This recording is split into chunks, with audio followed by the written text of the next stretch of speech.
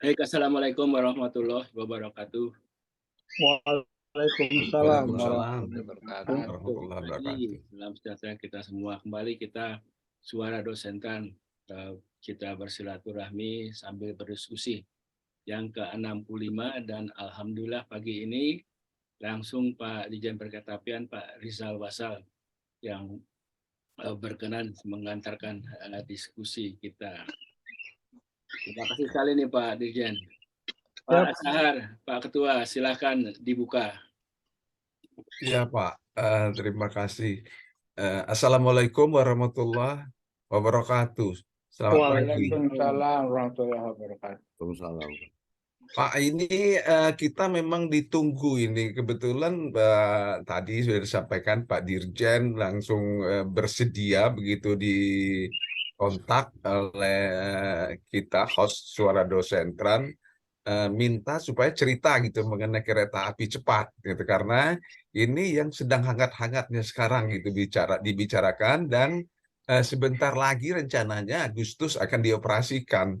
Jadi nanti kita dengarkan langsung dari sumbernya, apa sih kereta api cepat itu, dan bagaimana pengoperasiannya nanti di Indonesia.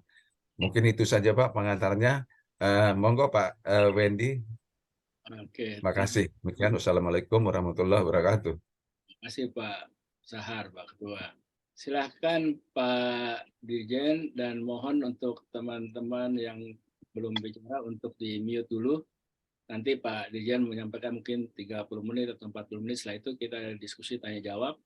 Hanya mohon nanti tanya-tanya jawabnya, pertanyaannya waktunya disingkat-singkat supaya kebagian yang lain. Karena banyak nih Pak Dirjen yang sudah siap-siap mau bertanya gitu. Ini ada pertanyaan, ada masukan, silakan dipilih. Nggak perlu semuanya dijawab lah. Ini semua ini. Ya, ada Taruna juga Pak mau bertanya nanti langsung ke Pak Dirjen. Baru mulai langsung bertanya ini.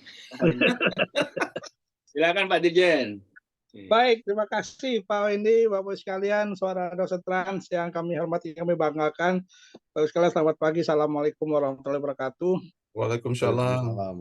Bapak Ibu yang hormati, terkait kereta cepat Jakarta-Bandung, seperti yang Bapak Ibu dengar saat ini, memang kita akan segera mengoperasionalkan kereta cepat Jakarta-Bandung. Rencana memang tanggal 18 Agustus sebagai salah satu hadiah kemerdekaan Republik Indonesia. Peresmian itu pun nanti kita akan sinergikan bersama dengan kita luncurkan juga LRT Jabodebek yang mempunyai 3 lintasan, yaitu dari Cibubur sampai Cawang, Cawang sampai Duku Atas, Cawang sampai ke Bekasi, lintasan 3-nya. Kita berharapkan tadinya bisa disediakan bersama-sama dengan sekaligus melihat bagaimana integrasinya antara kereta cepat Jakarta-Bandung dengan LRT Jabodebek. Kalau Bapak Ibu lihat bahwa kereta cepat Jakarta-Bandung itu memang berawal dari Halim. Nah, di Halim itu nanti akan terintegrasi dengan stasiun LRT untuk percepatan pergerakan, kemudahan orang melakukan perjalanan.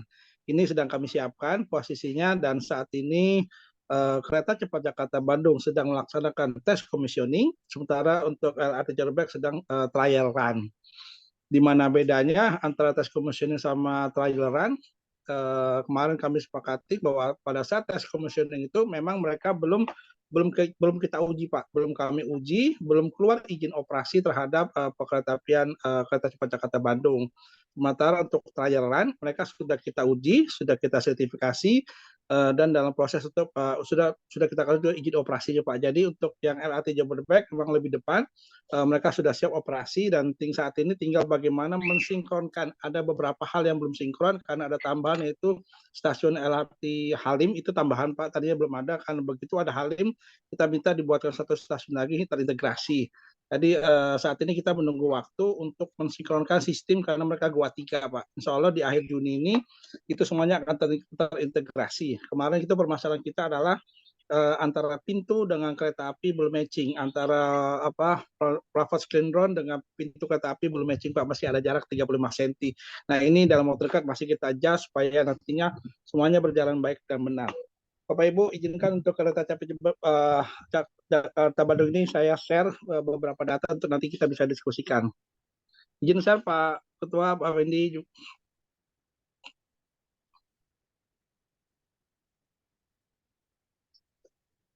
Baik, Bapak sekalian, udah kelihatan ya Pak? Sudah Pak. Oh, Siap. slide-nya belum Pak. Ya Pak, Oh, Slide-nya belum. kelihatan baru ini. sudah saya share. Belum masuk ya Pak? Belum. Belum Pak. Nah, saya izin lagi share sebentar. Apa deh nggak mau keluar?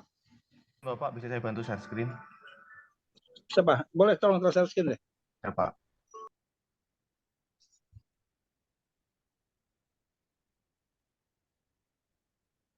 Baik. Izin sudah, Oke. Bapak. Siap. Lanjut.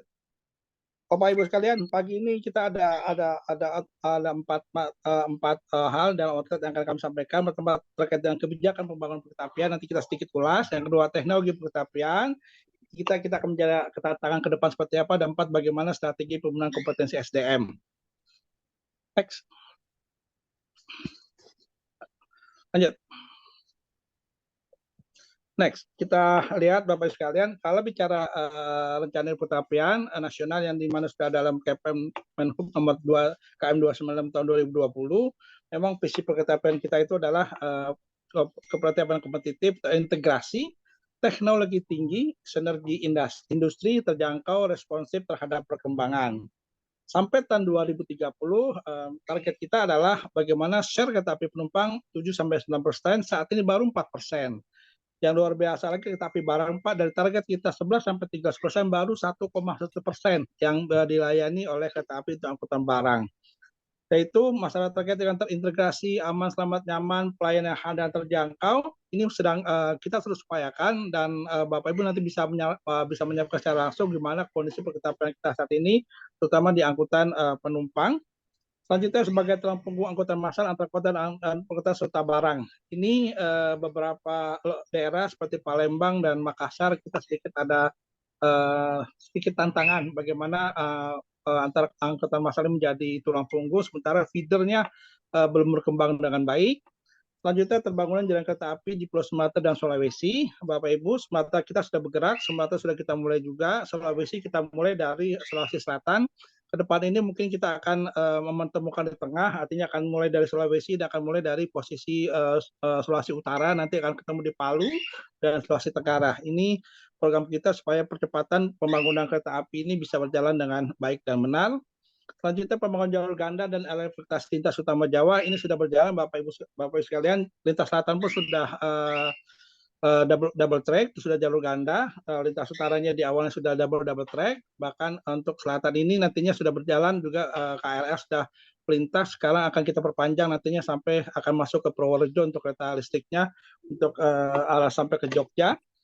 Yang terakhir ini yang sedang akan kita bicara tentang beroperasi kereta cepat kecepatan tinggi di Pulau Jawa yang tahapnya memang Jakarta Bandung, namun di dalam rencana kita sampai Jakarta Bandung Surabaya. Saat target kami di tahun sampai 2003 jaringan kereta sebanyak 10.524 km, termasuk di dalamnya ada untuk perkotaan sebanyak 3.755 km. Memang saat ini memang masih Jabodetabek yang memiliki jalur panjang lebih daripada wilayah lainnya. Untuk Sulawesi nantinya akan terpanjang sepanjang 142 km, dan untuk Sumatera ada sekitar 6.200 km yang akan kita bangun.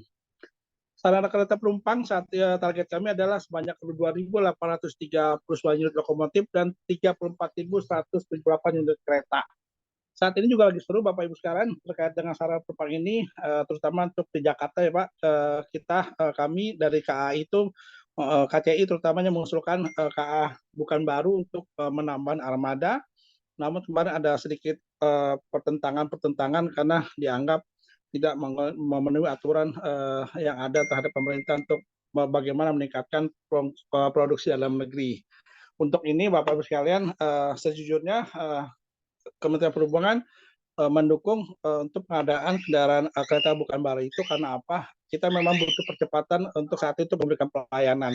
Bukan berarti percepatan itu tidak melupakan TKDN, enggak, karena di dalam pelayanan kereta bukan bara itu tetap berlaku TKDN-nya Pak. Jadi kereta-kereta itu walaupun dia bukan bara dikirim akan tetap masuk ke Inka untuk memenuhi kebutuhan TKDN dan beberapa perubahan kereta-kereta tersebut. Karena kereta yang dikirim ke Inka itu ada kamar mandinya, bangkunya beda, itu akan kita adjust dan merubah sistem AC dan kelistrikannya Pak. Jadi masih ada TKDN. Kalau kemarin dari kami itu TKDN kereta bukan bekas itu sekitar 40-45% akan berlaku TKDN untuk kereta bukan bekas yang di Jepang. Yang kedua, kami kalau dari sisi pelayanan, kami bicara services atau pelayanan bagaimana meningkatkan pelayanan masyarakat. Tadi dengan saat ini, karena kita kereta kita itu sudah umur Pak, ada yang sudah hampir 100 tahun, memang harus kita ganti. Gantinya kereta itu bukan karena kualitas sarana, tapi sistemnya Pak. Sistemnya di Jepang itu udah nggak ada. Makanya ada 3 model yang kita lakukan di dalam peningkatan kualitas sarana itu. Pertama dengan mengimpor yang bukan baru, dengan sistem baru yang mereka punya. Yang kedua, kita memang melakukan revitalisasi untuk kereta-kereta yang lama itu dengan menggunakan sistem baru. Yang ketiga, kereta baru. Nah, yang luar biasanya Pak, harganya itu cukup wow. Kalau kami membeli kendaraan bukan kereta bukan bara itu harganya cuma sekitar 700 sampai dengan sekitar 1,2. Begitu kita melakukan revitalisasi sarana, anggarannya 6M. Begitu kita beli baru per satu kereta ya Pak, beli baru harganya 18M. Jauh sekali dari harganya. Jadi kalau kami membeli yang bukan baru, kami itu sengaja memperbanyak keretanya pada nanti saatnya ada perkembangan perluasan kebutuhan kereta untuk perpanjangan jalur KRL di Jogja, Jakarta Bandung dari Tegal Luar sampai Kota Bandung atau perpanjangan dari Tigarak sampai Semerak, kita punya kereta Pak. Jadi punya kereta walaupun bukan baru tapi memiliki kualitas yang masih bagus seperti saat ini yang kita gunakan di KRL Jakarta. Itu untuk kondisi sarana kereta penumpang kemarin yang agak sedikit cukup ramai, namun kedepannya kelihatannya akan disetujui Pak kebutuhan kereta ini tadi karena pertimbangan hal-hal tadi yang kami sampaikan. Selanjutnya sarana kereta barang Pak, kami punya target sebanyak 2.470 lokomotif dan 48.364 gerbong. Nah ini agak timpang karena lebih banyak adanya di Sumatera dalam angkutan batu bara dan ke depan ini ada di Jawa dan Sumatera akan kita di Kalimantan kita akan mulai juga sekitar panjang 142 km mengangkut dari Kuari sampai ke pelabuhan. Ini sudah termasuk angka tersebut dan sedang berproses untuk angkutan barang ini. Ada satu hal juga nanti yang barang ini akan kami lakukan juga di tahun ini, bagaimana gerbong datar akan kita gunakan untuk konsep truck on the train, artinya kita akan mengangkut barang truknya itu akan kita naik ke atas kereta. Kenapa begitu? Karena pada saat kami melakukan perhitungan untuk menggunakan saat ini truk yang ada di Sulawesi Selatan, itu terjadi triple handling. Triple handling itu pertama adalah dari pabrik ke arah penumpukan, diangkut dengan truk, itu naik ke atas kereta ke tempat penumpukan lagi di stasiun kereta api, dan itu baru naik kereta api sampai ke penumpukan lagi, dijumpuk lagi, baru diangkut truk lagi sampai ke atas pelabuhan. Jadi adanya triple handling itu menimbulkan biaya tinggi. Yang akhirnya kami melakukan bagaimana kalau kita coba kita hitung kalau truk kita naikkan ke atas kereta api, ternyata dampaknya dari yang menurut yang kajian untuk calon investor yang akan melakukan itu Pak, kita tetap untung, mereka masih untung untuk bagaimana kalau truk itu bisa naik ke atas truk. Dari pemilik truk pun atau pengusaha pun juga setuju karena mereka juga tetap untung karena apa terjadi efisiensi di dalam pelayanan mereka. Secara sosial pun begitu truk naik ke atas kereta pun agak lebih nyaman, lebih aman bahkan apa tidak ada PHK di situ Pak. Jadi supir truk tetap bekerja, keluarganya tetap bisa kita hidupi karena tidak ada satupun yang akan kita pensiunkan karena mereka semua tetap bekerja. Dari truk dari pabrik tinggal langsung naik ke atas kereta langsung sampai pelabuhan, turun langsung ke arah tempat penampungan ke atas kapal atau di tempat penampungan di pelabuhan tadi. Jadi menghilangkan handling-handling yang tidak perlukan dalam bidang pelayanan. Ini sedang kita lakukan. Dampak lainnya adalah yang pasti keselamatan lalu lintas jalan, Pak, karena di situ kita bisa mengalihkan perjalanan truk yang mungkin odol, mungkin juga penyebab kemacetan, dan nantinya akan kita bisa mengurangi masalah tersebut. Nah, begitu mereka naik kereta api, dipastikan mereka agak sulit untuk melakukan odol karena ada persyaratan tertentu yang bisa kita lakukan di dalam pengangkutan dengan kereta api. Lanjut. Nah, Bapak sekalian, ini terkait dengan kebijakan pembangunan kereta api cepat di dalam rencana kereta api nasional. Memang di koridor kereta cepat itu adalah Jakarta, Bandung, Surabaya, Pak. Ini sudah juga tercantum di dalam pada Rifnas pada Kemenhub nomor 296 tahun 2020 dan tentang perubahan atas Kemenhub nomor KP 2128 tahun 2018 tentang rencana induk kereta api nasional. Jadi untuk ini Jakarta, Bandung, Surabaya ini sudah ada di dalam situ, Pak. Tahap pertama sampai Bandung, nantinya akan sampai Surabaya. Yang sedang kita cari trasenya yang terbaik lewat mana untuk sampai ke Surabaya. Yang kedua, di dalam Perpres 18 tahun 2020 terkait dengan RPJMN tahun 2020-2024, salah satu major proyek dari rencana pembangunan jangka menengah adalah kereta api cepat Jakarta-Bandung tadi, Pak. Dan ada satu lagi, ini yang nanti juga mau tanggapan. Jakarta cepat juga Jakarta-Surabaya, tapi lintas utara, yaitu nanti tahap pertama baru Jakarta Semarang. Saat ini masih di FS disiapkan oleh dari JICA. Jadi nanti akan dua, Pak. Namun yang Jakarta Semarang itu kita batasi pada sampai kecepatan hanya di posisi 160 km per jam, tidak merupakan kecepatan tinggi tapi semi kecepatan tinggi. Ini yang akan kita lakukan di dalam kereta cepat yang akan ada di Indonesia. Saat ini juga Bapak sekalian, Indonesia sedang membangun kereta api cepat buatan Indonesia dari beberapa kampus dengan Inka dan dengan BRIN. Sedang melakukan uji coba, nanti akan diuji coba di Sulawesi Selatan karena dia menggunakan gauge normal 1435. Lanjut. Next. Bapak Ibu, kita tengok teknologi pertapian yang ada di Indonesia. Ini ada jurnalnya. Kita ini Bapak sekalian ada MRT. Sebenarnya sebelumnya ada KRL ya, KCI Bapak sekalian yang go 0. Dan sekarang yang sudah berjalan kita juga selain itu adalah ada MRT Mass Rapid Transit Jakarta. Ini dengan kecepatan 31,4 km, sistemnya CBTC dengan sistem skala moving block. Jadi sudah dia sudah akan lebih efisien lagi dan akan kapasitas lebih banyak ada di dalam moving block. Dia semi otomatis dan operasi dengan GoA 2 dan ada 13 stasiun yang saat ini dilayani dari Lebak Bulus sampai ke HI, akan diperpanjang sampai Ancol sedang dalam proses pembangunan. Yang kedua, kita sudah punya LRT Sumatera Selatan yang sudah berfungsi juga pada dengan waktu tempuh 30 km per jam. Sistemnya ETCS level 1, tapi menggunakan sinyal fixed block, di mana masih manual operation dengan with cap signaling, GoA 1, Pak. Tadi GoA 2, nih GoA 1 di Sumatera Selatan. Juga ada 13 stasiun yang dilalui dengan saat ini cukup bagus on time performance-nya 96%, dengan penumpangnya saat ini Bapak-Bapak dari 2.500 kami sudah bisa meningkatkan sampai ke 10.000 harian, di weekend sampai ke 12.000.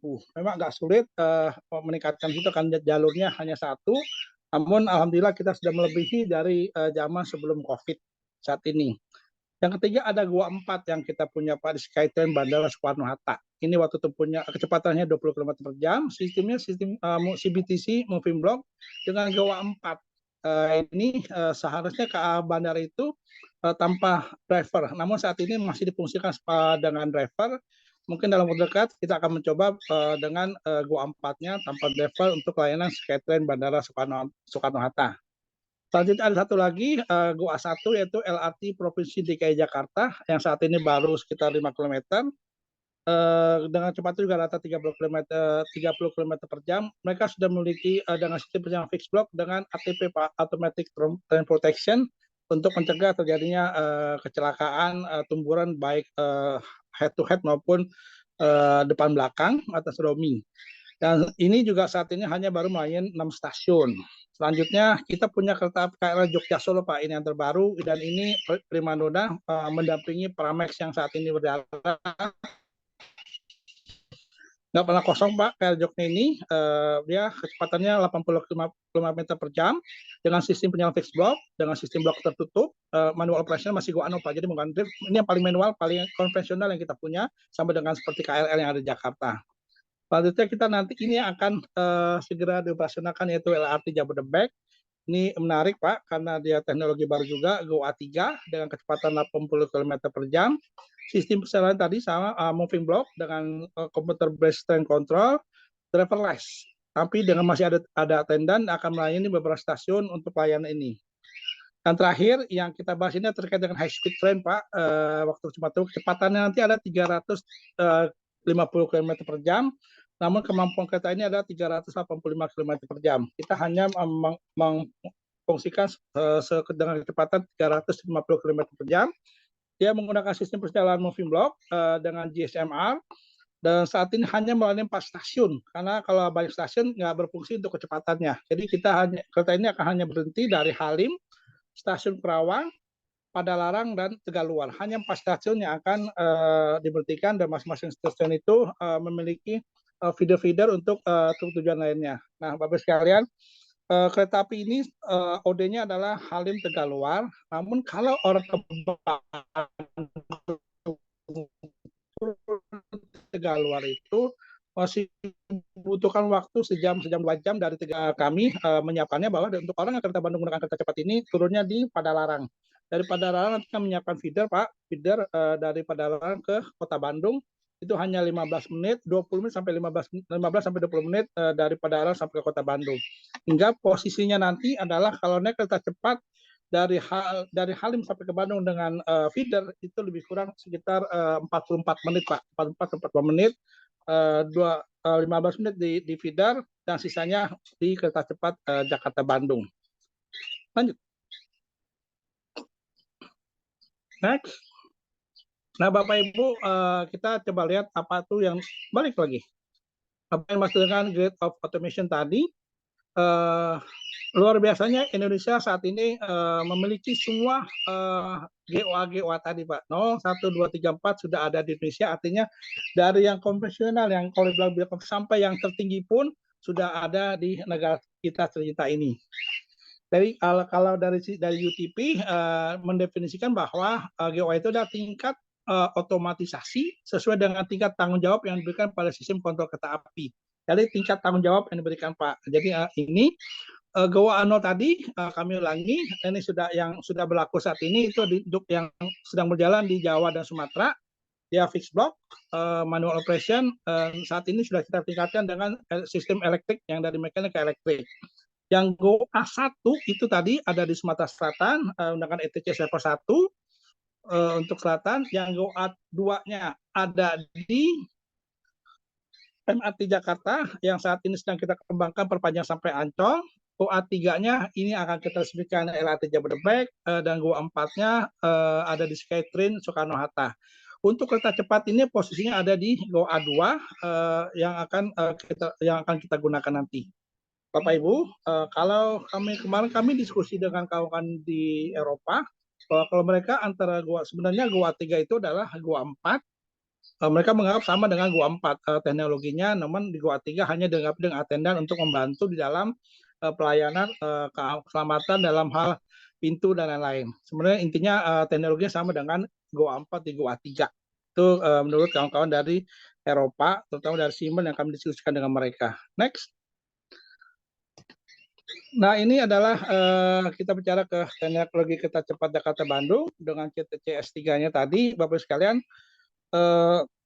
Mereka dibangun posisinya ada yang masuk di terowongan, ada yang sampai ke elevated, Bapak sekalian, yang dengan kecepatan tersebut untuk kereta api Jakarta Cepat Jakarta Bandung. Deponya ada di Tegaluar. Kami sudah mencoba sampai kemarin sampai kecepatan 200. Minggu ini mereka sedang perbaikan, setelah kita perbaikan sedang memasang untuk sound barrier, Pak, dan angin terhadap persyaratan kita akan bicara di belakangnya. Kereta ini dengan GS 1435, Bapak, tadi dengan GOA 2-nya masih menggunakan masinis. Ada terowongan terpanjang, terowongan nomor 6 pada saat ke Bandung, sekitar 2,5 km lebih yang nanti akan ada di dalam terowongan ini. Kami perlu masukan dari Bapak sekalian untuk hal ini, terutama tentang bagaimana tanggap darurat pada posisi terowongan maupun underground pada saat akan keluar dari stasiun Halim. Ini kemarin saya melihat Bapak sekalian, kami belum melihat way out atau jalan keluar pada saat terowongan yang begitu panjangnya, bagaimana safety-nya kami belum dapat informasi. Secara jujur Bapak sekalian, agak sedikit gelap, abu-abu dan gelap tentang kereta cepat ini karena kami belum bisa masuk penuh ke dalam mereka, dan hingga saat ini pun secara jujur kami belum tahu bagaimana pengaturan KPK sistem yang mereka punya. Ibu ya, sistem mereka punya Bapak Ibu untuk membuat suatu KPK kami belum melihatnya karena mereka belum sharing untuk hal tersebut.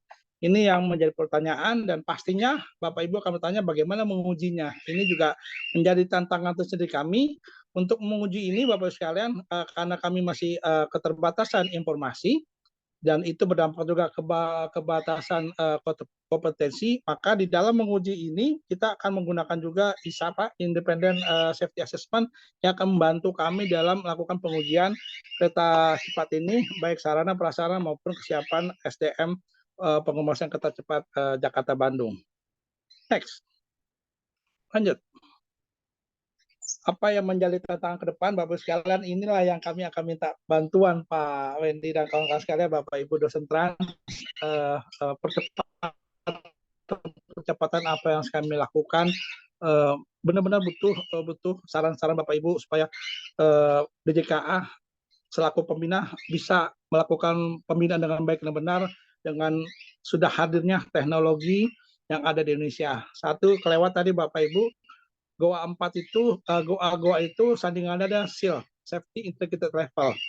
Begitu kita bicara Goa sudah masuk ke 2, 3, 4, maka kita mutlak akan bicara SEAL 4. Artinya kemungkinan terjadi suatu kecelakaan itu setelah sudah berjalan sebanyak 100.000 kali perjalanan baru dimungkinkan kalau ada fail. Ini yang menjadi tantangan kami sendiri, Bapak sekalian, bagaimana mewujudkan SEAL 4 itu di dalam kondisi Goa yang akan berjalan 2, 3, 2 dan 3, 4 ini. Nah, selanjutnya kita sudah punya regulasi tentang kereta cepat ini, yaitu PM nomor 7 tahun 2022 yang sedang diminta direvisi Bapak Ibu. Ini ada hal-hal yang menurut kami ya menjadi sesuatu yang nggak terlalu perlu sebenarnya terkait dengan lampu penerang di terowongan, dari lampu sinyal, catur bersayang, karena yang mereka minta itu adalah persyaratan watt atau keterangannya. Yang di aturan kita adalah sepanjang dia mampu penerangan cukup bisa memberikan penerangan sebagaimana yang kita harapkan. Jadi ada, kalau kita bicaranya secara kuantitatif, dia kualitatif harus ada angkanya. Ini yang sedang kita bahas untuk revisi di PM nomor 7 ini. Apakah itu bisa kita terima? Ini sedang kami bahas Pak untuk masalah revisi PM nomor 7 ini. Ini terkait hal-hal tersebut. Uji ketahanan sarana, profil roda kereta, komunikasi antar kereta kecepatan tinggi, persyaratan LCD, dan pengendalian jarak jauh. Ini yang perlu nanti kita bahas satu-satu atau masukan dari Bapak sekarang. Nah, isu-isu yang perlu dirubah dalam PP-nya pertama terkait dengan ya ini dua ini masalah pajak Bapak Ibu, masalah pendanaan pengandalan yang sudah selesai, relokasi Fasus-Fasum, SUTT, SUT, Tengah Tinggi, Safety Protection Zone. Ini yang menarik Bapak sekalian. Di akhir perjalanan kita sudah siap, tiba-tiba kawan kita membawa regulasi dari China tentang kereta cepat tadi ini. Kita sudah sudah siap berjalan, sudah uji coba setelah mereka membawa persyaratan minimum jarak terdekat dari kereta api cepat ada 50 meter ke kiri kanan. Bapak Ibu bayangkan di Bekasi ada BSI jarak tinggal 3 meter, 5 meter. Yang kedua, di jarak tengah itu di bawahnya ada pom bensin.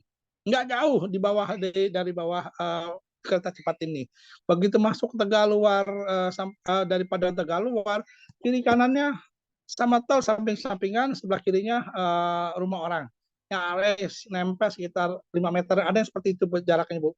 Itu kalau tidak kita tangani pada saat kereta kecepatan 350 km per jam, insya Allah sih terbang-terbang itu Bu, genteng-genteng orang sama seng-sengnya. Ini sudah kita coba, itu berisiko tinggi. Nah, informasi ini baru datang terakhir. Akhirnya kami mencoba bagaimana mengatasi tersebut dengan membuat barrier supaya suara maupun tekanan angin itu tidak mengenai kiri kanan, juga mengatasi masalah yang ada di bawahnya dari pom bensin. Pengaruh-pengaruh terhadap getaran, suara terhadap minyak, itu yang sedang kita pelajari supaya tidak terjadi hal-hal yang di luar dugaan kita untuk safety dari pelayanan kereta api ini. Ini juga nanti mohon tanggapan juga Bapak sekalian terhadap kondisi ini. Namun itu sudah kami tangani, terutama untuk yang pom bensin. Tapi kalau untuk menggeser rumah itu kami sulit melaksanakan karena 50 meter dan sudah ada banyak bangunan yang terpasang. Hingga yang kami lakukan adalah bagaimana membuat barrier-barrier supaya suara getaran angin itu tidak menghajar rumah-rumah kiri-kiri kanan atau kendaraan yang di tol. Kalau kendaraan di tol itu kalau di kecepatan 350 ada mobil ringan yang lewat sebelahnya, insya Allah bergeser Pak, bergeser bergeraklah ke kanan ke kiri karena anginnya begitu kencang. Sama halnya pada saat mobil kecil disusul oleh bus besar juga pasti ada goyangan. Nah ini apalagi pada kecepatan 350 km per jam. Ini nanti juga mohon tanggapan bagaimana upaya-upaya yang harus upaya lanjut harus kami lakukan untuk masalah safety dari dampak kereta api kecepatan tinggi ini. Ini jadi beberapa aturan yang akan kami siapkan Pak dalam PP yang akan perubahan sampai termasuk kepada operational maintenance readiness, aksesibilitas, konektivitas, dan integrasi dan Badan Pengelola Kereta Api Cepat. Satu permasalahan saat ini adalah di masalah integrasi, Bapak sekalian. Kalau Halim sedang kita siapkan oleh Pemda DKI, kerjasama semuanya bergerak masing-masing berfungsi dengan fungsinya. Jadi untuk akses disiapkan oleh pemerintah daerah. Jakarta menyiapkan akses untuk ke Halim. Yang Kerawang masih belum tuntas, Bapak sekalian. Kerawang ini sebenarnya menariknya di mana? Karena kalau masyarakat orang Bekasi, Cikarang, Kerawang itu, kalau mereka nanti kan sekarang ini KRL sudah sampai Cikarang. Kalau mereka naik Cikarang dari Cikarang sampai ke Jakarta 1 jam lebih. Tapi kalau mereka bergeser menggunakan kereta cepat dari Kerawang sampai Halim, itu hanya 11 menit. Dari Halim mereka bisa langsung ke KRL, udah bisa kemana aja Pak, bisa ke Bogor, bisa kemana pastinya dengan transit di lokasi yang kami tentukan. Jadi kereta cepat ini akan menarik juga untuk perjalanan kawan-kawan yang bekerja ke arah Jakarta dari Kerawang. Jadi karena waktunya begitu singkat, hanya 11 menit dari Kerawang sampai ke Halim. Bapak Ibu bayangkan saat ini dari Bekasi sampai ke Jakarta kalau naik mobil waktunya bisa udah nggak bisa tebak, tapi sekarang dengan kereta cepat dari Kerawang hanya 11 menit sampai ke Halim, dan Halim bisa terintegrasi langsung dengan KRL maupun Transjakarta yang kami siapkan untuk melanjutkan perjalanan pengguna kereta cepat Jakarta Bandung ini. Ini Bapak Ibu yang terkait dengan revisi PM yang kita siapkan, yang sudah dalam posisi pembahasan draft dan itu sudah interdraft, kami lakukan pembahasan. Next. Sertifikasi tenaga SDM kereta api kecepatan tinggi. Bapak Ibu sekalian, ini ada yang di PM nomor 7 tahun 2022, sertifikasi terkait dengan petugas pengoperasian prasarana kereta api, petugas pengoperasian sarana kereta api, tenaga pemeriksa prasarana, tenaga perawatan prasarana, tenaga pemeriksa sarana, tenaga perawatan sarana, petugas keselamatan kereta apian, dan petugas penanganan kecelakaan kereta apian. Semua aturan sertifikasi ini lebih mengarah kepada operator, Bapak Ibu sekalian. So, bagaimana dengan kondisi DJKA, Bapak Ibu sekalian? Kami juga secara jujur belum ada berkompetensi kereta api kecepatan tinggi maupun GOA 3 maupun GOA 2 yang sifatnya khususon, yang profesionalisme mereka memiliki kompetensi khusus yang kami bentuk untuk menangani permasalahan yang ada dengan perubahan teknologi. Ini juga kami mohon masukan dari Bapak Ibu sekalian, apa yang bisa percepatan kami untuk supaya SDM kami harus siap. Bapak bayangkan tadi untuk mengujinya, kami terpaksa menggunakan tenaga independen dari luar negeri yang nantinya kami meng-approve hasil uji mereka di dalam pelaksanaannya. The problem-nya adalah kami pun belum mengeluarkan requirement persyaratan ISA tadi, Independent Safety Assessment. Requirement mereka kami belum mengeluarkan. Sementara ISA itu ditunjuk oleh pihak China. Ini juga kami butuh pertolongan. Jujur aja kami butuh pertolongan terhadap requirement yang harus kami siapkan untuk ISA tadi. Hingga apa yang menjadi beban kami itu bisa terselesaikan dengan baik.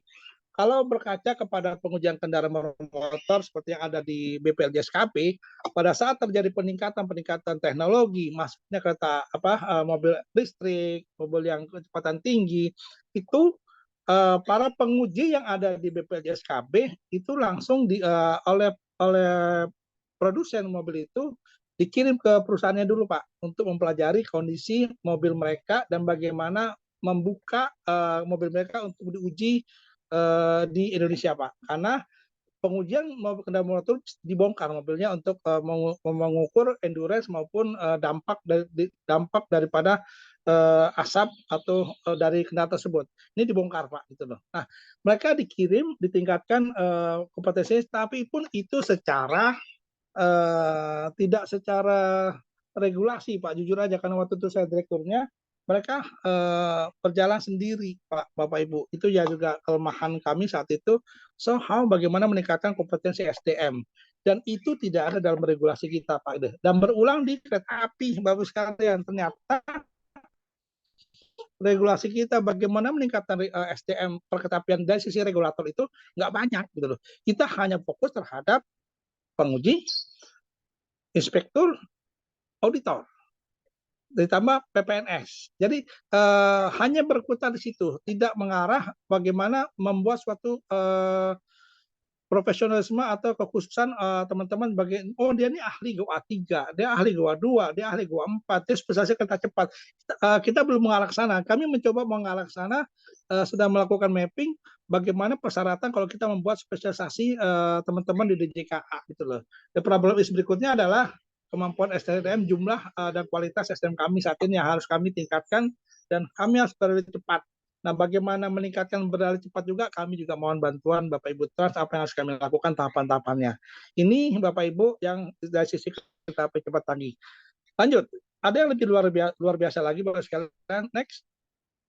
Ini sedang posisinya Bapak ya, yang sudah kami lakukan sertifikasi mereka dari sisi operator, dari mulai OM-nya, Operation Management, Operation, EMU Maintenance, Fixed Asset Maintenance, ONMC, dan keselamatannya, dan komprehensif manajemen ini yang sudah kami lakukan. Yang tanya how-nya Bapak Ibu. Ya, tadi kita punya pendampingan dari pihak luar. Next, nggak apa-apa nih, next. Intinya sama, Bapak nanti bisa lihat. Next, ini Bapak sekarang. Kami secara jujur sudah melakukan juga peningkatan untuk pelatihan-pelatihan buat kawan-kawan kami, bagaimana supaya kita memiliki kompetensi. Baru ada 14 orang yang kami kirim untuk mengikuti pelatihan-pelatihan kereta cepat ini. So, yang mana gitu loh Pak? Yang mana mereka ikut pelatihan ini? Nanti saya perlihatkan ke Bapak Ibu, next-nya ada apa sebenarnya, berapa banyak kompetensi yang dibutuhkan untuk kereta cepat Jakarta-Bandung ini. Ya, ini jadwal kami Bapak Ibu. Kami masih target tanggal 17 Agustus atau 18 Agustus kereta yang akan dioperasionalkan. Namun COD-nya kami mundurkan, tapi 18 Agustus kereta tetap jalan untuk uji coba. Di sini masyarakat sudah boleh naik untuk yang kami undang untuk menggunakan kereta cepat Jakarta-Bandung maupun LRT Jabodetabek GOA 3 yang terintegrasi. Kita akan mengirim undangan untuk masyarakat bisa menggunakan, menikmati, mencoba kereta cepat Jakarta-Bandung maupun LRT GOA 3 secara bersamaan. Next. Lanjut. Nah, ini ya Bapak Ibu yang seru-seruannya Bapak Ibu. Ya. Kalau tadi hanya beberapa, nah begitu mau akan beroperasional kereta api ini, ternyata di dalam perusahaan kereta api cepat itu memenuhi jabatan dalam pengelolaan kereta api cepat Jakarta Bandung ini. Ada 191 jabatan baru dalam suatu perusahaan itu yang harus kita izinkan untuk pengoperasian kereta api ini. 191 jabatan ini artinya kita butuh 191 mungkin 191 kompetensi baru di dalam pelayanan kereta api ini. Hanya menjadi persyaratan-persyaratan di dalam bagaimana para pengelola atau penyelenggara kereta api cepat ini memiliki kemampuan. Kalau sebanyak 191 ditambah yang tadi atas, seberapa banyak kami harus memiliki kemampuan SDM untuk bisa melakukan pembinaan, bisa melakukan pengujian, bisa melakukan pengawasan dari penjalan kereta api cepat ini. Ini agak sedikit mumet Bapak sekalian, tapi bukan berarti nggak bisa kita laksanakan, tapi kami butuh masukan Bapak sekalian. Bagaimana kami bisa memenuhi kondisi 191 ini untuk sebagai pembinanya tadi. Ada banyak banget, memang mungkin ilmunya sama, nama jabatannya sama, nanti sedang kita mapping dari 191 itu sebenarnya induknya apa sih, keilmuannya apa, ini sedang kami mapping hingga nanti kami siap apa yang kami lakukan untuk meningkatkan kompetensi SDM kami, SDM DJKA di dalam pengawasan pembinaan kereta cepat Jakarta Bandung ini dengan teknologi terbarukan. Ini Bapak Ibu, ada 191 yang sudah kami ajukan ke Menteri Tenaga Kerja untuk mempersetujuan jabatan-jabatan dari masih diisi oleh kawan-kawan dari China, posisi-posisi ini yang nantinya akan dialihkan ke pemerintah ke KAI atau KCIC selaku penyelenggara dari Kereta Cepat Jakarta Bandung ini. Next. Nah, ini terakhir Bapak Ibu kita bicara bagaimana strategi pemenuhan kompetensi SDM. Ini sebenarnya kami mohon masukan. Next. Nah, ini terhadap kebijakan ini bagaimana kami harus menyiapkan meningkatkan kemampuan SDM regulator perkeretapian, mendorong terciptanya SDM perkeretapian yang profesional dan kompeten. Saat ini kami dibatasi untuk pengadaan SDM dan Bapak Ibu yang di Diklat di BPSDM juga kita perlu diskusi Pak bagaimana memenuhi kompetensi teman-teman ini atau para taruna hingga mereka siap kalau nanti dibutuhkan oleh regulator selaku pembina dan memiliki kompetensi atau ilmu yang mumpuni dalam melakukan pembinaan terutama di kereta api cepat ini Pak. Ini sangat banyak tadi Bapak yang harus kita lakukan pemenuhan kompetensi dari teman-teman. Nanti mungkin Pak Saad bisa kita diskusikan STTD bisa berbuat apa, Madiun melakukan apa, hingga matching Pak jumlah kebutuhan sebagaimana kompetensi bisa kita penuhi untuk melakukan pengawasan pembinaan terhadap pengujian terhadap Kereta Cepat Jakarta Bandung ini. Program utama yang kami lakukan adalah penyiapan roadmap, bagaimana penyiapan SDM, regulator operator. Yang kedua, penyiapan regulasi standar, kompetensi dan akulturasi SDM, perkeretapian. Ini yang kami lakukan bagaimana lakukan pengembangan pola dan kurikulum diklat. Selanjutnya, pemenuhan fasilitas diklat berdasarkan kompetensi SDM perkeretapian dan sertifikasi kompetensi SDM perkeretapian, serta monitoring. Ini beberapa hal yang kami lakukan, program utama yang akan kami lakukan yang perlu masukan dari Bapak Ibu dosen trans apa yang harus kami lakukan untuk memenuhi program utama ini. Next. Ini sinergis pembangunan SDM yang kami lakukan dari entah pemerintah, lembaga pendidikan perguruan tinggi, lembaga penelitian, dan industri. Secara jujur, Bapak Ibu sekalian, kalau di LAJ dalam pengujian ini sudah terbuka untuk lembaga lain bisa melakukan pengujian, namun tetap disahkan oleh penguji kita atau BPJSKB untuk pengesahan ini. Sebenarnya kita juga melakukan itu, kami melakukan akreditasi lembaga-lembaga diklat yang nantinya mereka bisa melaksanakan pelatihan-pelatihan, nantinya diuji oleh kami untuk memenuhi sertifikasi kelulusan dari mereka, Pak. Ini kita juga sudah membuka juga lembaga-lembaga lain bisa melakukan pelatihan-pelatihan untuk pengembangan SDM memenuhi kebutuhan SDM tadi. Nah, masalahnya adalah kita sebelum kami keluar kita perlu duduk antara lembaga yang ada di BPSDM baik itu STTD maupun Madiun Pak. Jadi kita perlu duduk Madiun buat apa dan lain. Bapak izin Pak, saya ada telepon Pak Menteri sebentar ya Bapak.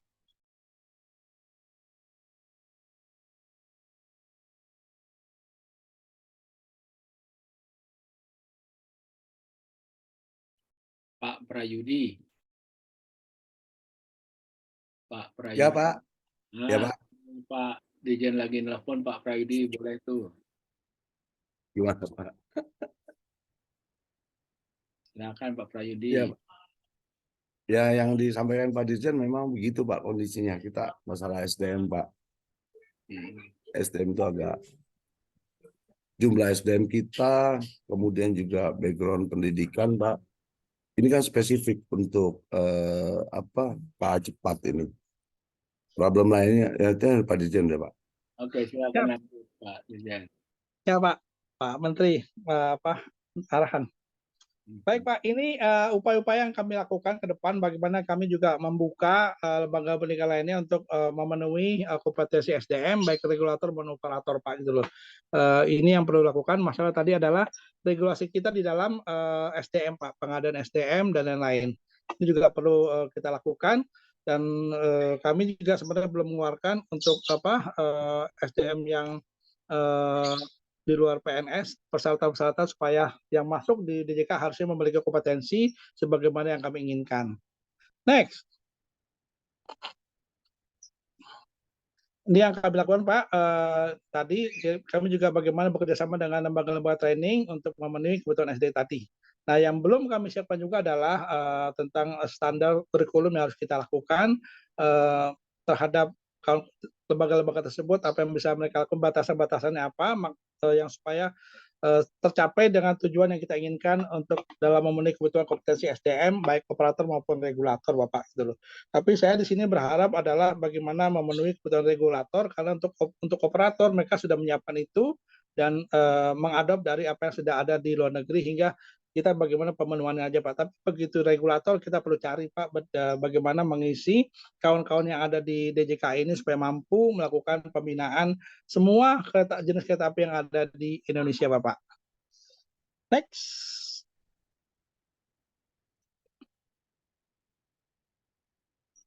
Ini Bapak yang diklat-diklat yang kita laksanakan ini sebagaimana dalam aturan. Ini masih belum melihat terhadap perkembangan teknologi. Ya, nanti Bapak ahli apakah perlu kita lakukan penyesuaian terhadap teknologi tadi, atau apa cukup ini hingga berubah materinya, kami juga mohon masukan, Pak, di dalam melakukan training atau pelatihan-pelatihan yang sudah ada di dalam regulasi kita, Pak. Ini sudah ada beberapa hal yang diklat-diklat yang akan dilakukan, tapi memang lebih masih kepada unsur operator. Next. Nah, Bapak Ibu sekalian, Pak Ketua, demikian yang bisa kami sampaikan. Kami mohon masukan, arahan untuk bagaimana upaya yang bisa dilakukan DJKA melakukan percepatan dengan Kementerian Perhubungan hingga semua perketapian, teknologi perketapian bisa kami lakukan pembinaan dengan baik dan benar. Terima kasih Bapak. Mohon masukan. Assalamualaikum warahmatullahi wabarakatuh. Terima kasih Pak. Waalaikumsalam warahmatullahi wabarakatuh. Luar biasa. Waalaikumsalam. Terima kasih.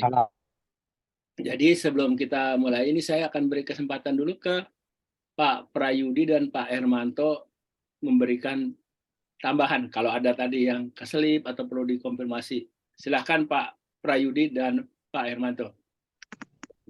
Pak Prayudi. Cukup Pak, kayaknya Pak sudah lengkap Pak Dirjen Pak. Sudah Pak, semuanya. Pak Hermanto belum monitor. Pak, gini Pak. Izin Pak. Pak Hermanto silakan Pak Hermanto.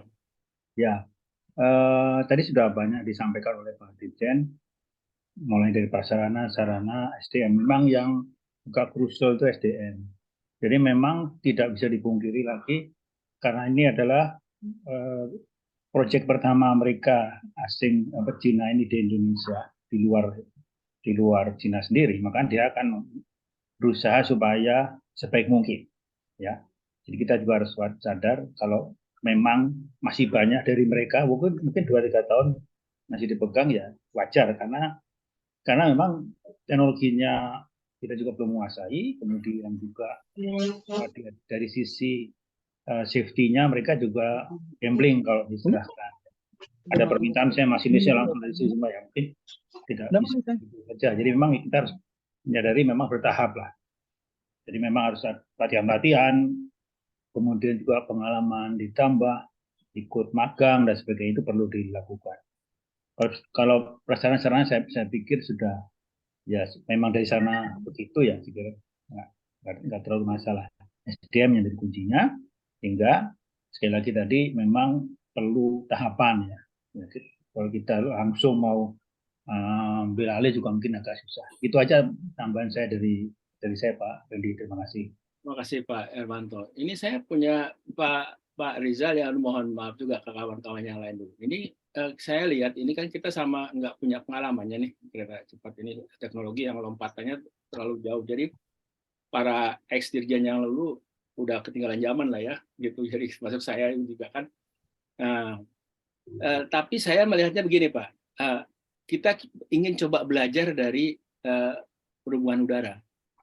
Perhubungan udara kan udah sangat maju, dan itu dia juga kan kalau ada teknologi baru, pesawat baru yang namanya kayak uji tipe di kita itu, mereka juga begitu lakukan Pak.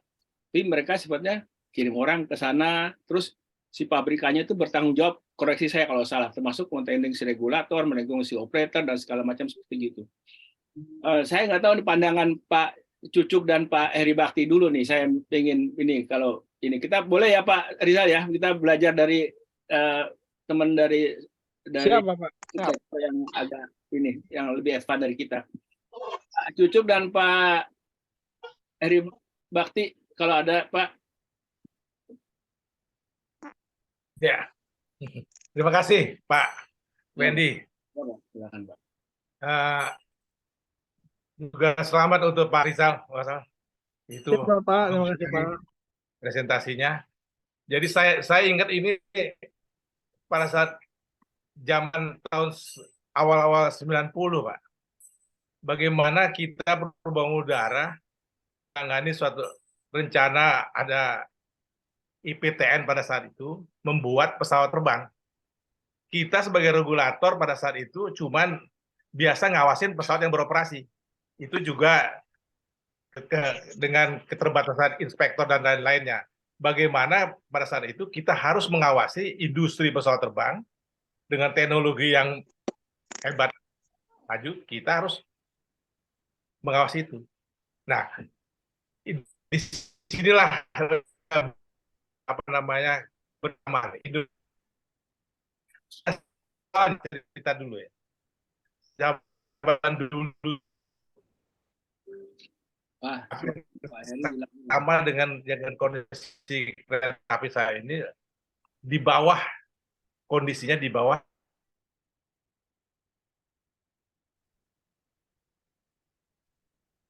Pak Heri Bakti. Pak, kelihatannya lagi di lahat itu agak. Hah? Suaranya hilang-hilang lagi di lahat barangkali. Oh gitu, putus-putus ya? Putus-putus. Oke, mungkin sinyalnya kurang bagus ini. Nah, jadi pada saat itu kita harus bagaimana kita bisa melaksanakan tugas dan fungsi kita. Nah, memang pada saat itu memang harus ada kesepakatan bersama antara si operator dan regulator. Kita itu. Nah, mungkin kalau cerita zaman itu Pak Habibie, pertama Pak Habibie terlalu strong. Kita seolah di bawah. Tapi setelah beliau sadar bahwa kita harus di atas sebagai regulator, disitulah fungsi kita bisa diakui oleh internasional. Jangan sampai kita kasarnya kalau dinyanyi oleh si operator lebih jagoan lah. Nah, ini yang harus dibalik sama-sama. Jadi si PT KAI apapun siapapun perusahaan kita coba harus mengakui bahwa regulator itu harus bukan minta dihargain sebetulnya, tapi harus diajak bersama-sama untuk bisa menguasai ini. Nah, memang misalnya salah satu, memang kita akhirnya kita kurang SDM. Akhirnya kita dapat support SDM dari industri. Jadi pada saat itu mereka dipindahkan ke regulator, pakai SK Presiden, dikasih pangkat golongan, ada yang langsung 3C, 3B dan segala macamnya. Langsung. Gitu. Itu kita dapat sekian belas orang, 20 lebih gitu. Termasuk Pak Musafar yang ada di sini mungkin kalau dia ikut ya. Itu juga dari IPTN yang kita rekrut menjadi PNS. Nah, itu salah satunya. Nah, terus training bersamaan. Mereka mengadakan training, kita pun ikut training situ. Nah, memang pada saat itu memang masalah anggaran itu masalah lain lagi. Tapi itu bisa diselesaikan sebetulnya, bisa dibicarakan. Jadi ada setengah kamarnya lah gitu intinya. Memang secara regulator kita kan nggak boleh ngambil dari dana mereka, tapi itu bisa diatur bersama-sama lah dengan bahwa kita harus meningkatkan kompetensi daripada regulatornya. Itu yang secara bisa. Tapi sebelum itu ada hal-hal yang lebih penting lagi. Memang tadi sudah disinggung oleh Pak Rizal masalah peraturannya sendiri. Kita sendiri pada saat itu belum punya aturan. Sama, persis. Bagaimana kita mengadop aturan-aturan yang sudah ada. Nah, saya nggak tahu di kereta api ini, mungkin aturan-aturan yang jangan sampai tadi cerita kita sudah data-data aturan-aturan internasional, khususnya kalau ini adalah teknologi Cina, di Cina bagaimana gitu, atau mungkin di-compare juga dengan yang ada di Eropa maupun di Jepang dan segala macamnya. Kita collect. Dulu kita juga begitu. Collect semua data, kita akhirnya ambil FAA sebagai reference utama kita. Kita adopt mereka punya. Tapi bagaimana cara mengadopnya itu bukan berarti kita 100% kita ambil kita namanya yang ada itu aturannya. Disitulah nanti kita bertahap berkembang aturannya kita siapkan juga. Memang pada saat kita menyiapkan aturan ada hal-hal yang nggak mungkin bisa dilaksanakan. Nah, mungkin dalam hal pelaksanaan nanti itu terjadi kebijakan-kebijakan khusus yang harus diputuskan bahwa misalnya kita nggak bisa, kita harus memberi kuasa misalnya. Nah, misalnya kalau di Amerika itu dia punya designated, kita designated si operator dengan suatu sistem, tetap kita bisa ngontrol mereka gitu kan. Mungkin tadi juga sudah dipakai juga sebetulnya yang cara tadi bahwa kita meng-hire orang-orang asing, tapi itu sesuai dengan aturan. Dibuat pemeriksaan. Itu